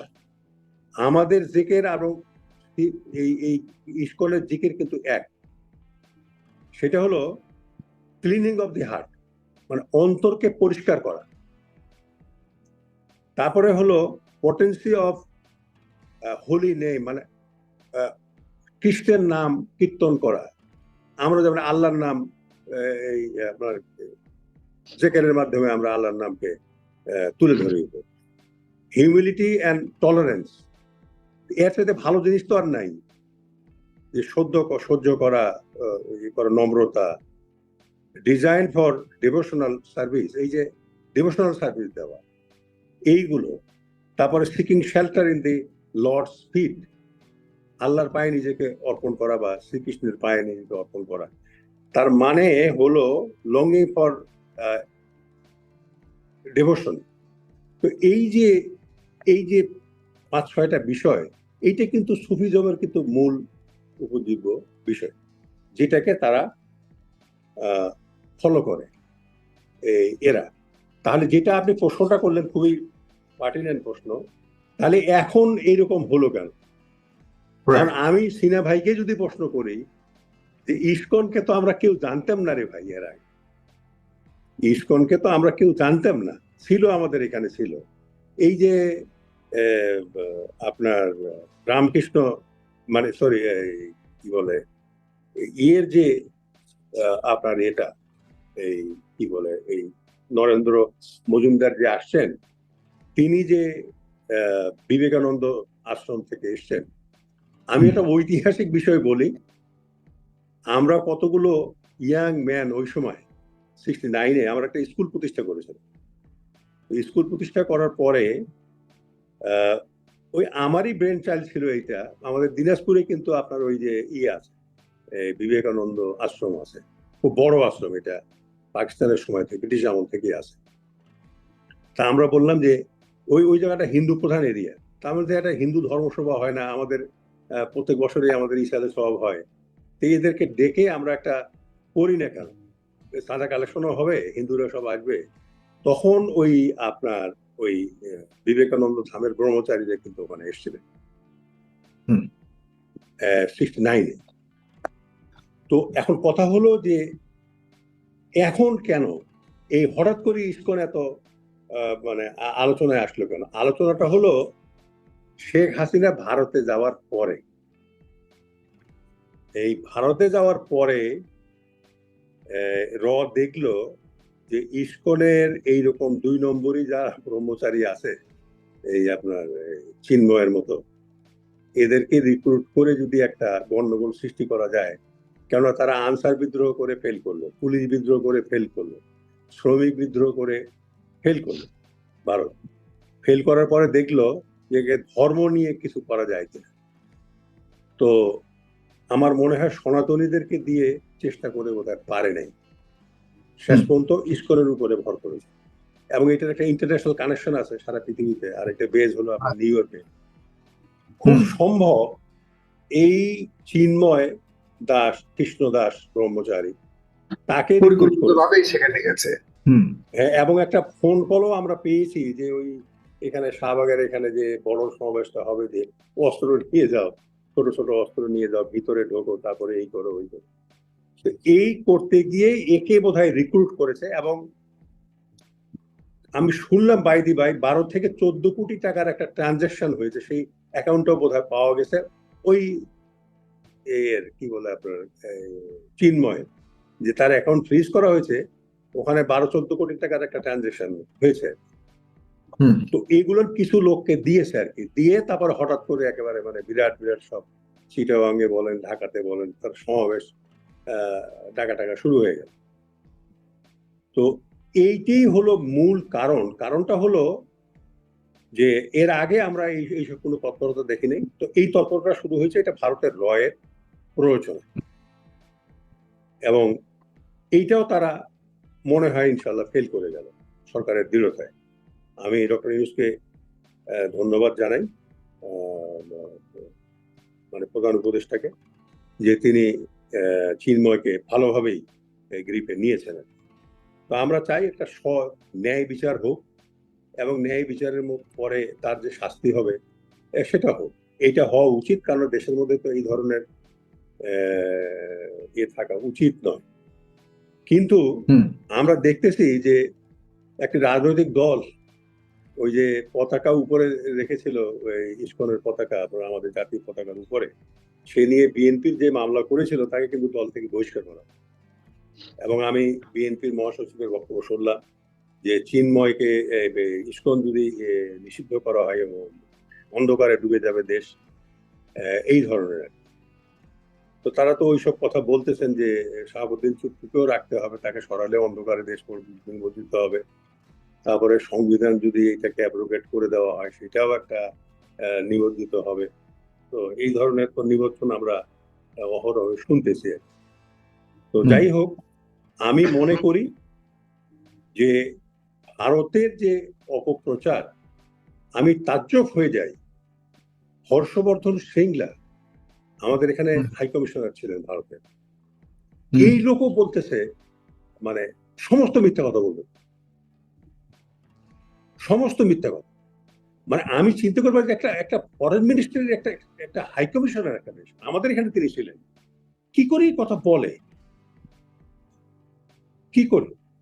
এবং ভারত কিন্তু এই হাই কমিশনের মাধ্যমে এই হর্ষবর্ধন সিংলাই কিন্তু তাদের মন্দির তৈরি করে দিয়েছে টাকা দিয়ে, ভারতের টাকা দিয়ে।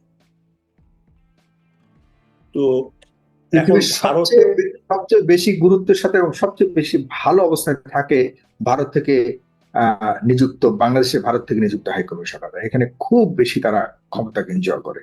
জি জি পৃথিবীর যে কোনো জি।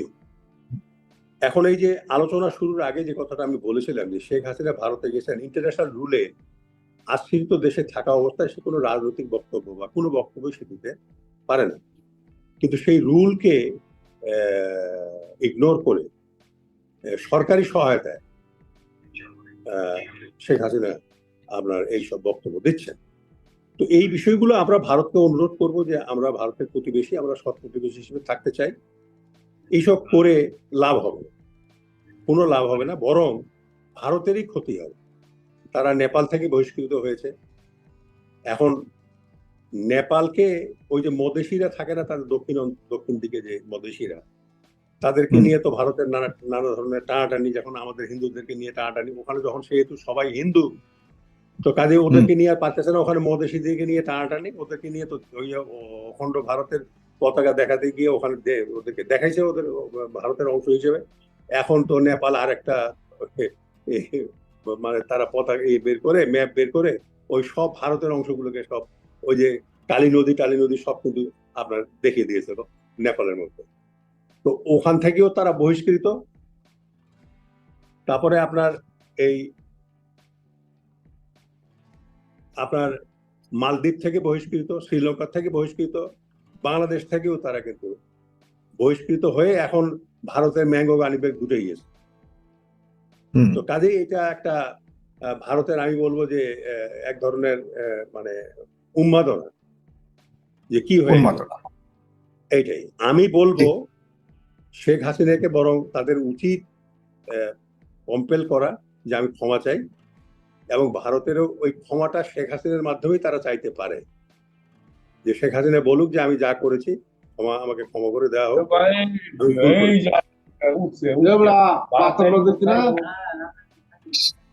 তো সেইটা তো নয়, বরং শেখ হাসিনা যেটা বলছেন ওখান থেকে যে আমাদেরকে দেখে নেবেন।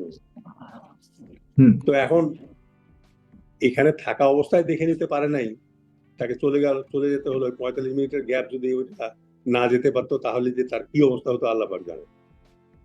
তো এখন প্রশ্ন হলো যে এইসব করে ভারতের কোনো লাভ হবে না, এবং আমি তাজ্জব হয়ে যাই একটা দেশের পররাষ্ট্র মন্ত্রণালয় কি করে একটা চিন্ময় কৃষ্ণ দাসের মতো মানুষের জন্য উদ্বেগ প্রকাশ করে। একটা দেশ ভারত নিজেকে সুপার পাওয়ার হওয়ার সে এর মধ্যে আছে, আপনার সিকিউরিটি কাউন্সিলের মেম্বার হবে, সেই দেশটা কি করে একটা চিন্ময়ের মতো লোক 2 নম্বরই, তার নানান ধরনের ভিডিও বের হচ্ছে এইসব অপকর্মের, সেই লোকটার বিষয়ে কি করে আপনার উদ্বেগ প্রকাশ করে। আমি সেদিন একটাই লিখেছি যে ভাই এই भारत से एक निवेदन है, ये आपका परराष्ट्र मंत्रालय जो है, विदेश मंत्रालय, उसको रुकिए, पानी काम करवाइছে। এগুলো তার উচিত নয়। তারা আমাদের সৎ প্রতিবেশী, আমাদের এখানে থাকবে। আরে আমরা তো এমনি ভারত বর্জন করতেছি, ভারতীয় পণ্য বর্জন, তারপরে তারা বলতেছে আমরা পেঁয়াজ দেই বলে তোমরা খাও, আলু দেই বলে আমরা খাই। এখন তো ওই যে কলকাতার রেস্টুরেন্ট হোটেলগুলো সব খালি পড়ে আছে, বিকজ আমাদের লোক যাওয়া এখন কমিয়ে দিয়েছে অনেক। আর তারপরে আবার তারাই আবার ভিসা রেস্ট্রিকশন দিচ্ছে। তো এই ধরনের আত্মঘাতী একটা দেশ কি করে পরিচালিত হয়? এখন তো ওই যে সব মন্দির সবখানে তারা খুঁজে বেড়াচ্ছে। এইটা কোন দিকে যাবে আমি জানি না, তবে আমি মনে করি ভারত যদি অস্থিতিশীল হয়ে যায় তাহলে বাংলাদেশ এটার প্রভাবিত হবে। বাংলাদেশ যদি অস্থিতিশীল হয় তাহলে কিন্তু ভারতও কিন্তু আপনার অনেক প্রভাবিত হবে। আমাদের মিলিটারি টার্মিনোলজিতে বলে ওয়ার প্রপেনজিটি, এইগুলোর প্রোপাগান্ডা এবং হাসিনাকে দিয়ে আমাদেরকে হুমকি দেওয়া, আমাদের বাংলাদেশকে কিন্তু ভারতের বিরুদ্ধে ওয়ার প্রপেনজিটি বাড়াবার জন্য সাহায্য করতেছে। আমি বলবো গুড সেন্স মাস্ট প্রিভেল, এবং ভারতের এইসব অবিলম্বে বন্ধ করা উচিত বলে মনে করি। ধন্যবাদ। ধন্যবাদ আপনাকে। আমি আসছি আপনাদের কাছে, সবার কাছে আবারও 2-3 মিনিটের জন্য আসছি। কয়েকজন দর্শককে যুক্ত করেছি। প্রিয় দর্শক, আপনারা আপনাদের নাম বলে, কোথা থেকে আপনারা যুক্ত হয়েছেন বলে, খুবই সংক্ষিপ্ত আকারে আপনারা যদি আপনাদের মতামত আকারে প্রশ্নগুলি করেন খুবই ভালো হবে, কারণ আমি বেশি সংখ্যক প্রশ্নকর্তাকে যুক্ত করেছি আজকে। জনাব মুস্তাফিজ, আপনি সাউথ কোরিয়া আপনার নামের পাশে দেখা, তার মানে আপনি সাউথ কোরিয়া থেকে যুক্ত হয়েছেন, আর বলুন আপনার কথা। আসসালামু আলাইকুম সাগর ভাই, ধন্যবাদ। বিজ্ঞ আলোচককে ধন্যবাদ। কয়েকদিন ধরে আমরা এই বিষয়টা নিয়ে আপনাদের বিভিন্ন টকশো শুনি, কিন্তু আমরা বিশেষ করে হিন্দুদের নেতাদের আপনি আনেন বা বিভিন্ন টকশো শুন যে এরা যে ইসকন নিয়ে এবং বিভিন্ন বিষয় নিয়ে যে কথা বলে, একটাও কোনোভাবে মিল পাই না। যেমন গতদিন গোবিন্দন দা এবং আমাদের খুলনার এক নেতা এটা নিয়ে টকশোতে গন্ডন, ইনি বলছে আপনি দায় নেবেন, উনি বলছে এটা আপনি দায় নেবেন, ঠিক আছে? মানে নিজেরাই টকশোতে গন্ডল বাজিয়ে দিছে। এবং এসকান নিয়ে এ পর্যন্ত যে মানে বিভিন্ন বক্তব্য আসছে, তা আমরা আসলে এটা নিয়ে কনফিউজড। আর আমি এটা বলতে চাই বা এটাই সতর্ক করতে চাই যে আমাদের চারিপাশে ভারত আছে, তার মানে আপনি ভারতের পেটের মধ্যে আছেন।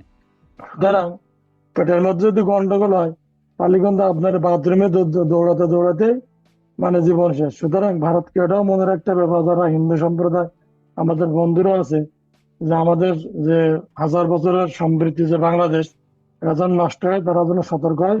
বিশেষ করে আমি প্রবাসী, আমার রুমে 8 বছর একজন হিন্দু ছিল, এবং তার জন্য আমি 8 বছর গরুর মাংস খাইনি, যেহেতু সে আমার সাথে থাকে। এবং আমার মানে মুসলমান বন্ধু চেয়ে হিন্দু বন্ধুই বেশি। যেমন কলকাতা বারাসাত নগরীর নবাবপুরের এক দাদাও ছিল, তিনি আমার রুমে আসতো, তারপর রুমে আমি যেতাম, ঠিক আছে? তো এই সম্প্রীতি যাতে বজায় থাকে, এই জন্য আমি আমার সকল হিন্দু ভাই বন্ধুদের অনুরোধ করব যে আপনারা সচেতন হবেন এবং এই ফাঁদে পা দেবেন না, আমাদের ঐতিহ্যের মধ্যে ধরে রাখা যায়। আসসালামু ধন্যবাদ। আলাইকুম। সমেন ভৌমিক, বলুন। আচ্ছা, আমার প্রশ্নটা হচ্ছে মেজর জেনারেল ফজলুর রহমান স্যারের কাছে, যে স্যার, আচ্ছা, বাংলাদেশে ইসকন কেন নিষিদ্ধ হচ্ছে না, মানে সমস্যাটা কোথায়? কারণ হচ্ছে আমি 2 ঘন্টা আগে changeTV.com এর একটা হচ্ছে আহ, সংবাদ শুনলাম, সেখানে উনি বললো আর কি, যে সাংবাদিক মানিক ভাই বলল যে বিএনপি নাকি ইসকনের পক্ষে, বিএনপি চায় না ইসকন বাংলাদেশে নিষিদ্ধ হোক। তো বাংলাদেশে যদি 90% মানুষ চায় ইসকন নিষিদ্ধ করতে, তাহলে বাংলাদেশের ইউনূস সরকার এবং বিএনপি যদি না চায় যে ইসকন বাংলাদেশে নিষিদ্ধ হোক, তাহলে কি বাংলাদেশে ইসকন নিষিদ্ধ হবে? বাংলাদেশে কেন ইসকনকে নিষিদ্ধ করতে পারতেছে না? ধন্যবাদ। ধন্যবাদ আপনাকে। এমডি ওবায়দুল ইসলাম, বলুন।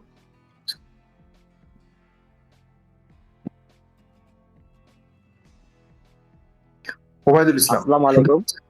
হ্যাঁ বলুন। আসসালামু আলাইকুম, শুনতে পাচ্ছেন? আমি সিঙ্গাপুর থেকে বলছি। আমার হোম ডিস্ট্রিক্ট হচ্ছে বাংলাদেশের নীলফামারী জেলা। তো আমার নীলফামারী জেলায় আমি সকলের অবগতির জন্য জানাতে হচ্ছি, আমার নীলফামারী জেলা বাংলাদেশ যেবারে 2টা জামাতের 2টা আসন ছিল, মাত্র 2টা আসন পাইছিল, সেবারেও আমার নীলফামারীর একটা জেলা। তো জামাত অধ্যুষিত এলাকা আমার এলাকায়। তো এই হাসিনার ফ্যাসিস্টের 3বারের একটা এমপি সেখানে ছিল, 3 টার্ম থেকে এমপি। তো এ আমার এলাকায় একজন জমিদার ছিল আর কি, উনি ইতিপূর্বে জমিদার। আমি যে গভর্নমেন্ট হাই স্কুল থেকে লেখাপড়া করছি, সেই হাই স্কুলটাও ওনাদের দেওয়া জমি।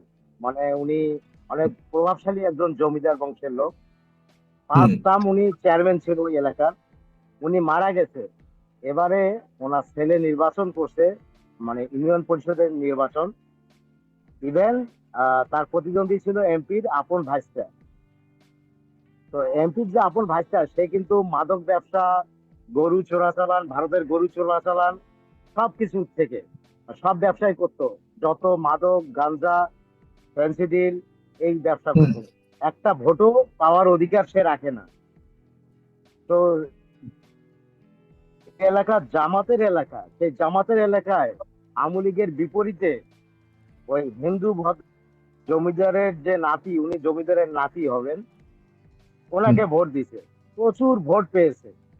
কিন্তু এই ফ্যাসিস্ট সরকারের লীগের ওই ওই ভদ্রলোককে, তার আপন ভাইস্তাকে, মানে ওই হিন্দু ওই ভদ্রলোককে মেরে এর ভাইস্তাকে উইন করে দিছে। তো আজকে এই ফ্যাসিস্টের কাছেই হিন্দুরা নিরাপদ নয়। আজকে ওকে, আমরা আমার মনে পড়ে, আজও মনে পড়ে, আমাদের আমাদের ঈদের উৎসব আমরা একদিনে পালন করি, কিন্তু আমাদের এলাকায় হিন্দুদের যে আপনার পূজা হতো, আমরা ওই পূজাগুলোকে ঈদ মনে করতাম। এত সুন্দর, আজকে 15 বছরের আগে যে দিনগুলো ছিল, হিন্দুদের সাথে যে একটা আমাদের যে একটা ইয়া ছিল, মানে যাওয়া যাতায়াত প্রতি, মানে আমরা মনে করতাম যে সেদিন আমাদের ঈদ, আমরা 3 দিন ঈদ তাদের পালন উৎসবকে করতাম, আপনারা উপভোগ করতেন, সেই দিনটি এখন নাই, আপনার আফসোস। জি, উপভোগ ধন্যবাদ করতাম। আপনাকে। জি, সেই মর্তুজা আলী। দিনটা এখন নেই। জি, জনাব মর্তুজা আলী। সালামু আলাইকুম রহমতুল্লাহ। জি, সম্মানিত সাগর ভাই, আপনাকে অসংখ্য ধন্যবাদ আমাকে যুক্ত করার জন্য। আমি সম্মানিত আলোচক বৃন্দর কাছে একটা বিষয় জানতে চাই যে হোলি আর্টিজেনে হামলা করেছে এরকম একজন ব্যক্তি ডক্টর জাকির নায়েকের ফলোয়ার ছিল, সেই কারণে পিস টিভি বন্ধ করে দেওয়া হয়েছে। আর এখন ইসকন বাংলাদেশের মধ্যে এত জঘন্য একটা কাজ করতেছে, এমনকি বাংলাদেশ সেনাবাহিনীর উপরে তাদের এই সন্ত্রাসী কার্যক্রম আক্রমণ করছে, বাংলাদেশ সার্বভৌমত্বের উপর আঘাত এনেছে, এবং সরাসরি এর কোনো প্রতিকার না হওয়াতে, রাষ্ট্র কোনো ব্যবস্থা না নেওয়ার কারণে আইনজীবীর উপরে আদালতের হামলা করেছে। এইরকম আরো অনেক ঘটনা আমরা দেখছি। এই চট্টগ্রামের মধ্যে কয়েক মাস আগে 5 আগস্টের পূর্বে চট্টগ্রামে একটা নৌ মুসলিম ফ্যামিলির জামিনের বিষয় নিয়ে ইসকন সন্ত্রাসীরা পুলিশের সামনে প্রকাশ্যে একটা মুসলিম ধরে ধরে জবাই করে, সেটা আমার কাছে ভিডিও আছে। এরকম সন্ত্রাসী স্লোগান দিয়েছে। এই ইসকনের ব্যাপারে আমাদের দেশের মধ্যে এত ভয় রয়েছে, এত সন্ত্রাসী কর্মকাণ্ড করার পরেও ইসকনকে নিষিদ্ধ করার জন্য বিশেষ করে বিএনপির মহাসচিব যেই ভূমিকাটা রেখেছেন, বাংলাদেশের মানুষের হৃদয়ে আঘাত করেছেন তার বক্তব্যে। কেন ইসকনকে সন্ত্রাসী সংগঠন হিসেবে নিষিদ্ধ করা যাবে না, এটার কারণটা কি? এত কিছু করার পরে। ধন্যবাদ জনাব আবু সাইদ। জি, জনাব আবু সাইদ, ঠিক আছে মর্তুজা আলী, ধন্যবাদ আপনাকে। ধন্যবাদ, লম্বা হয়ে গেছে। ধন্যবাদ। আমার আর কয়েকজন আছে, শেষ করতে হবে। জনাব আবু সাইদ। আসসালামু আলাইকুম। ধন্যবাদ আজকে আলোচক বিন্দুদের। ঠাকুর ভাই, আমাকে শোনা যাচ্ছে? জি, স্পষ্ট শোনা যাচ্ছে, বলুন। হ্যাঁ, আমি বলতে চাচ্ছি, ভারতকে শুধু সহমর্মিতা না, আপনি যদি বর্ডার খুলেও দেন বা আপনি যদি স্বীকার করে নেন যে বাংলাদেশটা ভারতের একটা অঙ্গরাজ্য, তারপরও ভারত এসে বলবে যে বাইতুল মোকাররম এখানে একটা মন্দির ছিল। কারণ নরেন্দ্র মোদীর উত্থানই হয়েছে এই জঙ্গি তত্ত্ব দিয়ে। সে দাঙ্গা লাগিয়ে নেতা হয়েছে এবং বাবরি মসজিদ ভেঙে সে রাষ্ট্র ক্ষমতায় আসছে, আবার বাবরি মসজিদ পুনরায় আবার ভেঙে মন্দির করছে। এখন আবার বাংলাদেশে যেহেতু মুসলমানরা সহনশীল, মুসলমানরা তার রাজনীতি বুঝতে পারছে, কারণ সরকার না চাইলে কোনো জায়গা দাঙ্গা হয় না। অন্য দেশের থেকে একটা দেশের ভিতরে দাঙ্গা লাগান এতটা সহজ না। যখন 93-তে দাঙ্গা লাগছে, পশ্চিমবঙ্গে দাঙ্গা লাগে নাই, তখন পশ্চিমবঙ্গে সরকার বলছে যে আসলেই কি সরকার না চাইলে কোথাও দাঙ্গা লাগে না। এই জন্য বর্তমানে সরকার চাইতেছে না যে হিন্দু মুসলিম দাঙ্গা লাগুক, দাঙ্গা লাগবে না। এই জন্য সে তার রয়ের এজেন্ট দিয়ে পারতেছে না, ইসকন দিয়েও পারতেছে না। এখন সে তার নিজের দেশে আবার একটা প্ল্যান নিয়েছে, সে ওখানে মুসলিমদের যে একটা মাজার, সেখানে আবার নতুন করে ওখানে নাকি মন্দির আছে, এ নিয়ে ওখানে আবার একটা মামলা হয়েছে। সেই মামলায় আবার তদন্তের রায় আসছে। গতদিন না আজকে খবর, 4 জন লোক মারা গেছে। বাংলাদেশের কোন মিডিয়া কেন এগুলো প্রচার করে না? বিশ্ব মিডিয়া, আমাদের তো সারা পৃথিবীতে বাঙালি আছে, তারা যদি ইসকন দিয়ে সারা পৃথিবীতে পৌঁছাইতে পারে, তাদের শুভেন্দু যে একটা সরকারের কিছু না, একজন এমপিও না, সে নাথিং একটা লোক, সে বিজেপির বিরোধী দলের এই একটা লোক। ধন্যবাদ আপনাকে ধন্যবাদ। জনাব আনোয়ার বলুন।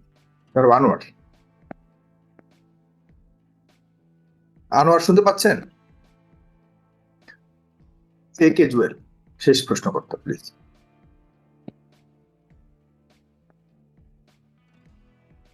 একটু আনমিউট করতে হবে।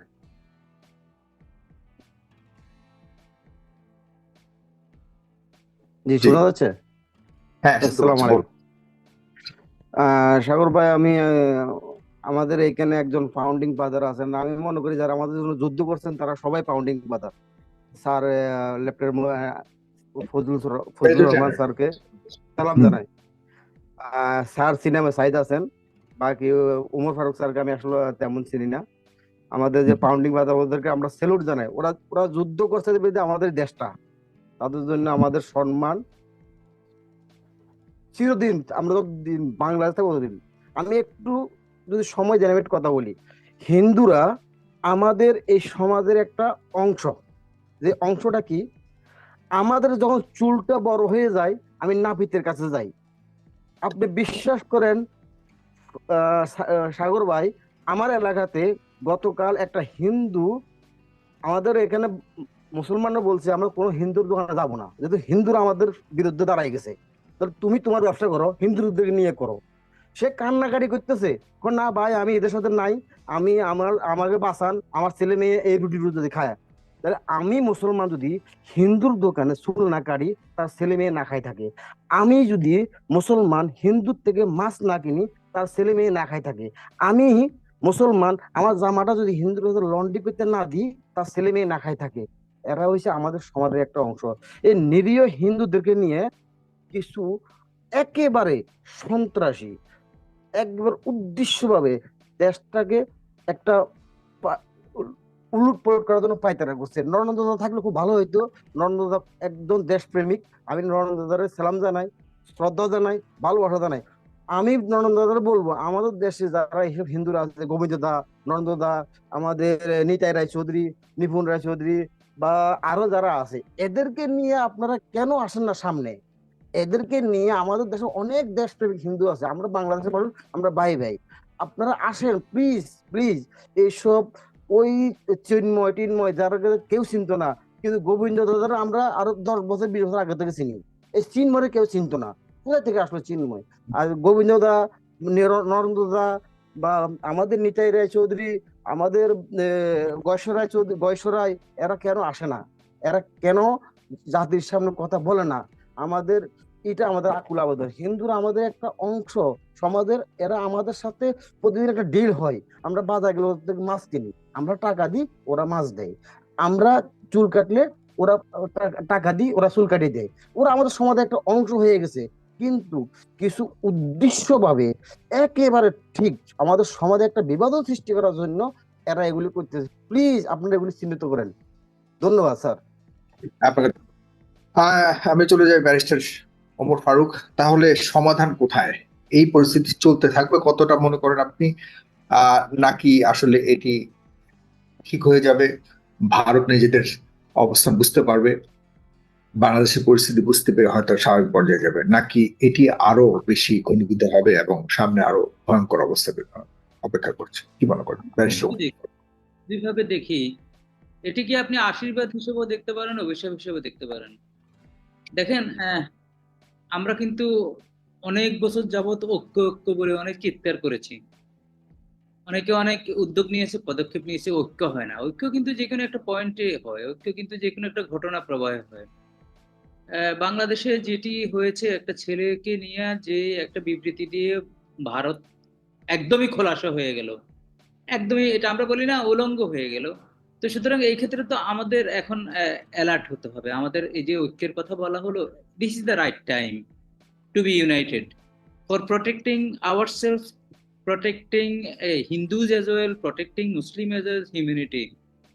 এখন এই কারণে বলছি আশীর্বাদ, এটা ইট কুড বি এ আশীর্বাদও হতে পারে। নিশ্চয়ই আমাদের সিনিয়র দুইজন আলোচক ওনারা এটা বলবেন। আর পাশাপাশি আমি বলতে চাই যে একটা বললো যে পিস টিভি বন্ধ করে দিয়েছে হলি আর্টিজানের ফলোয়ার্স এর কারণে, ওইটা আমরা নিন্দা করেছি, ওইটা সাপোর্ট করিনি। সুতরাং এই ঘটনার কারণে ইসকন নিষিদ্ধ করবে এটা আমি ওইভাবে সাপোর্ট করি না। আমি বিষয়টা হচ্ছে কোনো কিছুই কিন্তু এই তদন্ত না করে, অপর পক্ষকে না শুনে, অ্যাম্পল সময় না দিয়ে, তাদেরকে না বুঝে না জেনে হুট করে আপনি বললেন যে এই সংগঠনটা নিষিদ্ধ, এটা আমি সাপোর্ট করি না একজন আইনজীবী হিসাবে। আমার আইনজীবীর ভাষায় ন্যাচারাল জাস্টিস বলে একটা কথা আছে, অন্যকে না শুনে আপনি কোথাও কখনো তার শাস্তি নিশ্চিত করতে পারবেন না, তাকে সাজা দিতে পারবেন না। আর ইসকন থেকে আলাদা হয়ে গেছে এই চিন্ময়, চিন্ময় নম্বর উইথ ইসকন। ইসকন বলে দিয়েছে অনেক আগ থেকে তাকে বহিষ্কার করেছে, আজকে বহিষ্কার করে না, এই ঘটনার জন্য বহিষ্কার করে নাই কিন্তু, আমি যেটা ভিডিও দেখলাম, ইনফরমেশন দেখলাম। তো সুতরাং তা এসে সেপারেট ইন্ডিভিজুয়ালি অপরাধী। আর আমি সাধারণত এটা অপছন্দ করি, একজন লোক অপরাধ করেছে তার সাথে তার এই দলকে জড়ানো, এটা আমি পছন্দ করি না। ইন্ডিভিজুয়াল অপরাধী, তার বিচার হবে, তার ট্রায়াল হবে, সাক্ষী হবে, জেরা হবে। তার কিন্তু এখন বিচার হত্যা মামলায় হবে। সে কিন্তু যেই অপরাধে তাকে অ্যারেস্ট করেছে, এই অপরাধে কিন্তু তার তত বেশি শাস্তি হওয়ার সম্ভাবনা ছিল না, বেল পেয়ে যেতে হয়তো 1 সপ্তাহ 2 সপ্তাহ পরে।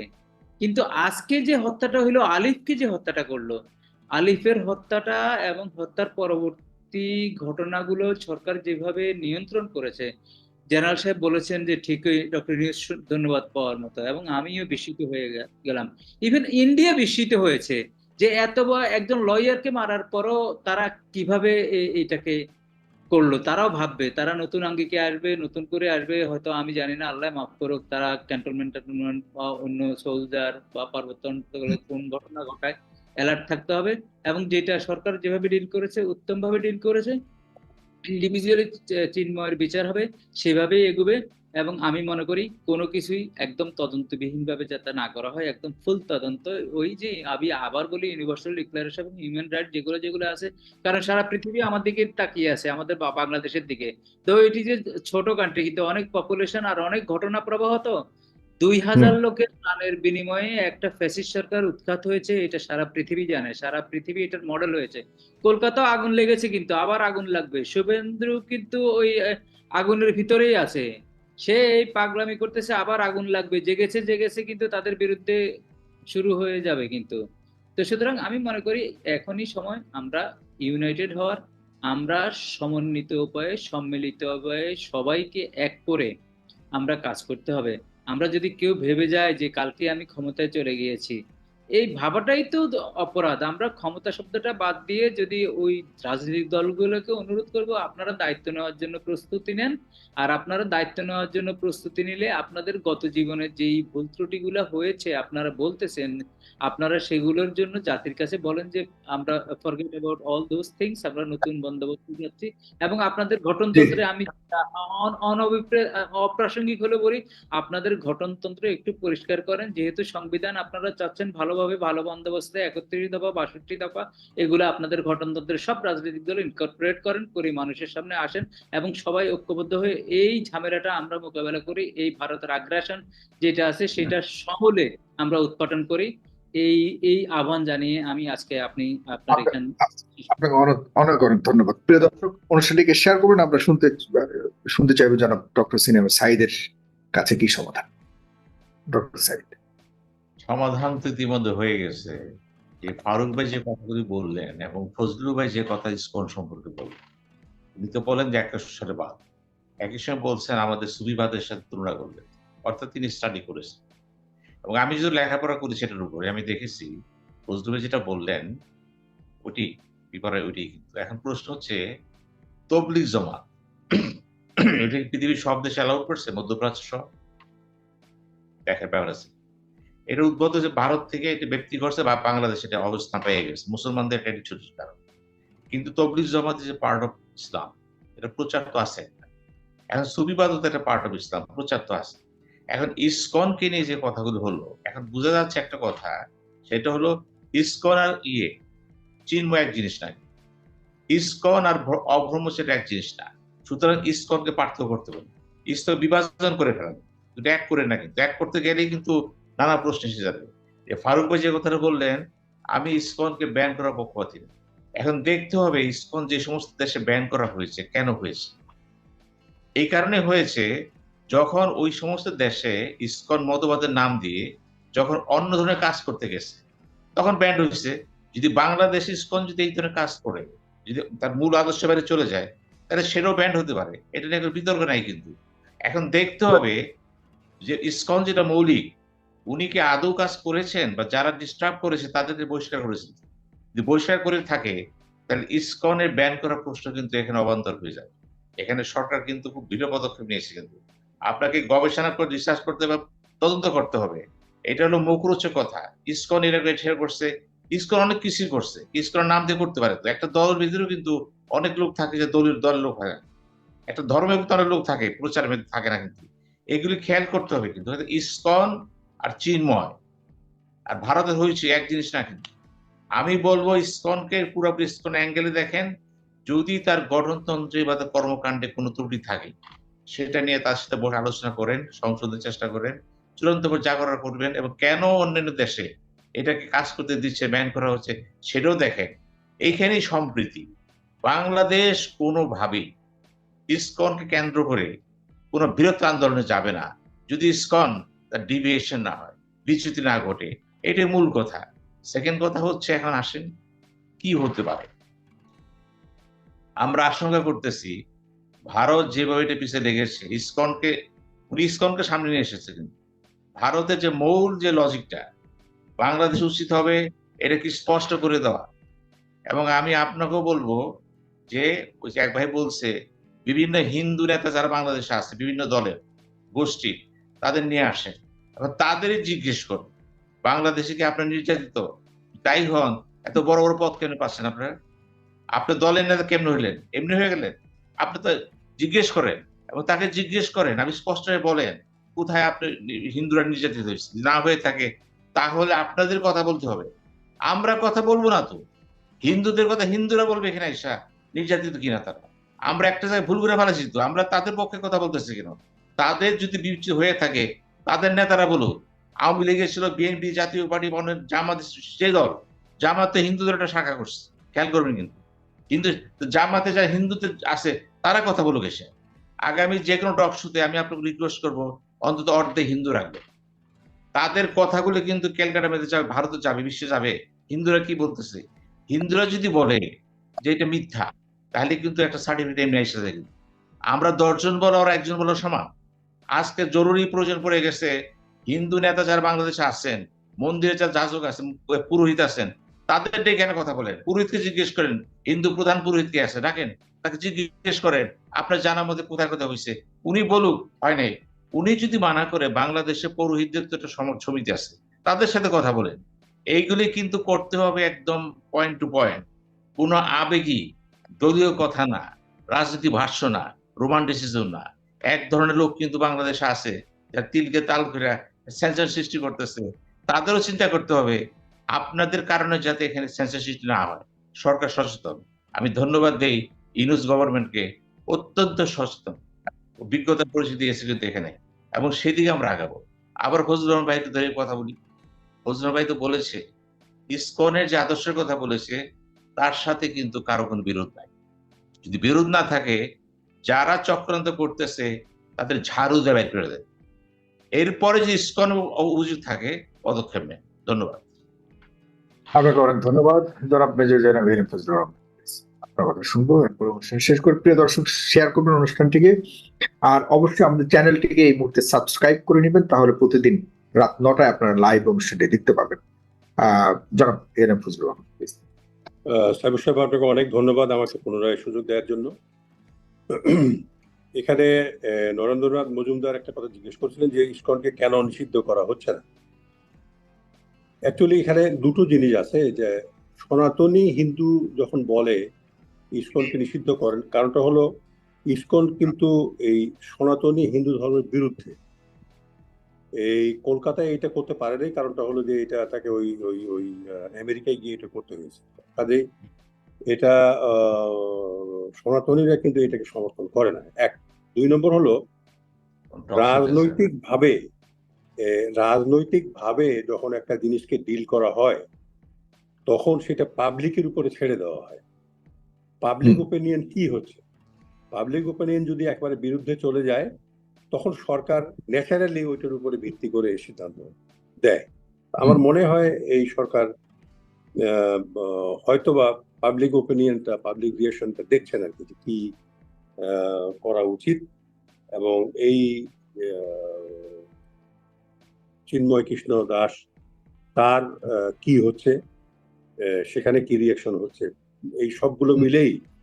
আর সবচেয়ে বড় কথা হলো ভারতের একটা ইনভলভমেন্ট এখানে আছে, যেহেতু চিন্ময়ের ব্যাপারে ভারত উদ্বেগ প্রকাশ করেছে, কাজে আমার মনে হয় ডক্টর ইউনূসের সরকার যথেষ্ট সাবধানতা অবলম্বন করবেন এইসব সিদ্ধান্তের ব্যাপারে। এটাই কিন্তু কাম্য। কাজেই এটা নিষিদ্ধ হোক বা নাই হোক, সিদ্ধান্তে অবশ্যই দেরি হবে নেওয়ার ব্যাপারে। একটা জিনিস আমি এখানে লক্ষ্য করেছি, ইসকনের বাড়ন্ত কিন্তু দুইটা জায়গায়, একটা হলো চিটাগং ডিভিশনে আর একটা হলো রংপুর ডিভিশন। আপনি খেয়াল করে দেখেন, রংপুরে এবং চিটাগংয়ে কিন্তু এদের এটা বেশি, তৎপরতা বেশি। এখন অনেকেই বলেন যে তারা ভারতের হয়ে এখানে একটা এজেন্ডা বাস্তবায়ন করছে, সেটা হলো চিটাগংকে আলাদা করা বাংলাদেশ থেকে, যাতে উত্তর পূর্ব ভারতে পৌঁছতে তাদের সুবিধা হয়। এবং রংপুরকেও একটা সময় বাংলাদেশ থেকে আলাদা করার একটা পরিকল্পনা হয়তোবা সুদূর প্রসারী আছে, যে যাতে করে ওই যে চিকেন নেক যেটা ওদের, সেটা যেন সম্প্রসারিত হয় এবং উত্তর পূর্ব ভারতের সঙ্গে যোগাযোগ দুই দিক থেকেই যেন সুবিধা হয়। তো এই বিষয়গুলো সম্বন্ধেও আমি সরকারকে অনুরোধ করব খতিয়ে দেখার জন্য খুব ভালোভাবে, যে কেন এই দুই জায়গায় ওদের তৎপরতা এত বেশি। আর আরেকটা জিনিস, আমি সাধারণ যে মানুষ তাদেরকে আমি আহ্বান জানাবো, একটা কথা বলবো, যে এই ইসকনের কাছে কোনো জমি যেন বিক্রি না করে। আমরা নিশ্চয়ই জানি 1948 সালে যখন ইসরায়েলে ইহুদিদেরকে নিয়ে আসা হয়, আপনার লন্ডন থেকে, মানে ইংল্যান্ড আমেরিকা থেকে টাকা পাম্পিং করে ওইখানে যে জমির দাম যত, তার 4 গুণ 5 গুণ বেশি দাম দিয়ে জমি কিনে শেষ পর্যন্ত কিন্তু ফিলিস্তিনের তাদের বাড়িঘর থেকে কিন্তু বড়বাসী হয়েছে। কাজে এই শিক্ষাটা আমাদের সেখান থেকে অবশ্যই গ্রহণ করতে হবে। সব মিলিয়ে আমি যেটা বলি, যে এখানে একটা ত্রিমুখী ঝামেলার মধ্যে কিন্তু বাংলাদেশ পড়ে গেছে। একটা হলো ইন্ডিয়ার চাপ, 2 নম্বর হলো আমাদের ক্ষমতা লোভী কিছু রাজনৈতিক দল, তারা চাচ্ছে যে একটা মানে কোনোভাবে একটা জ্যান ত্যান করে একটা ইলেকশন হয়ে যাক, আমরা ক্ষমতায় আসি। যার জন্য তারা শাহাবুদ্দিন চুপ্পুকেও রাখতে চায়, কনস্টিটিউশনকেও রাখতে চায়, 72-এর কনস্টিটিউশন রাখতে চায়, ইসকনকেও রাখতে চায়, এইসব আর কি। এখানে আরেকজন খুবই বিদগ্ধ এবং বিজ্ঞ ব্যক্তি, তার সঙ্গে আমার সম্পর্ক খুবই ভালো, আমাদের ফরহাদ মজার ভাই। তিনি, তার ছবি আমি দেখেছি, এই চিন্ময় কৃষ্ণ দাসের সঙ্গে জড়িয়ে ধরে তার ছবি, এবং তিনি বলেছেন যে হিন্দুদের মনের দুঃখ, তাদের ব্যথা, এটা বুঝতে না পারলে আমরা রাষ্ট্র গঠন করতে পারবো না। এখন কথা হলো ভাই, ভারতের এখানে যদি এজেন্ট হয় মুসলমান এবং হিন্দু, এবং তারা যদি মূর্তি ভেঙে বাংলাদেশের মুসলমানের উপর দোষ চাপায়, তাহলে আমরা যাব কোথায়? কাজে এগুলোকে সামনে রেখেই কিন্তু আমাদের রাষ্ট্র গঠন আমরা করেছি, আমাদের পতাকা আমরা পেয়েছি, আমরা একটা ভূখণ্ড পেয়েছি, 53 বছর তো আমরা চলছে, আমরা আছি। আমার মনে হয় এইসব ব্যাপারে মতামত দেওয়ার ব্যাপারে আমাদের খুবই সাবধান হতে হবে, এবং আমাদের এই যে ভূখণ্ড, এখানে আমরা আমাদের আধিপত্য, আমাদের হিন্দু, বৌদ্ধ, খ্রিস্টান, মুসলমান সব মিলেই আমরা একসঙ্গে আছি। তবে আমি মনে করি হিন্দু, বৌদ্ধ, খ্রিস্টান পরিষদে সেখানে আমাদের মুসলমানদেরও যুক্ত হওয়া উচিত বলে আমি মনে করি। ধন্যবাদ প্রিয় দর্শকবৃন্দ, আমাদের ফুল ভিডিওটি দেখার জন্য আপনাকে জানাই অসংখ্য অসংখ্য ধন্যবাদ। তো বন্ধুরা, এতক্ষণ আপনারা দেখলেন তরুণ ঘোষের বক্তব্য সহ এবং মুফাজ্জল ইসলামের একটি লাইভ ভিডিও। এই দুইজনের বক্তব্য শুনে আপনাদের কি মন্তব্য অবশ্যই কমেন্ট বক্সে কমেন্ট করতে ভুলবেন না। আর হ্যাঁ, এমন নিত্য নতুন আপডেট খবর সবার আগে পেতে এখনই আমাদের এই পিচ্চি সাকিব ইউটিউব চ্যানেলটি সাবস্ক্রাইব করুন।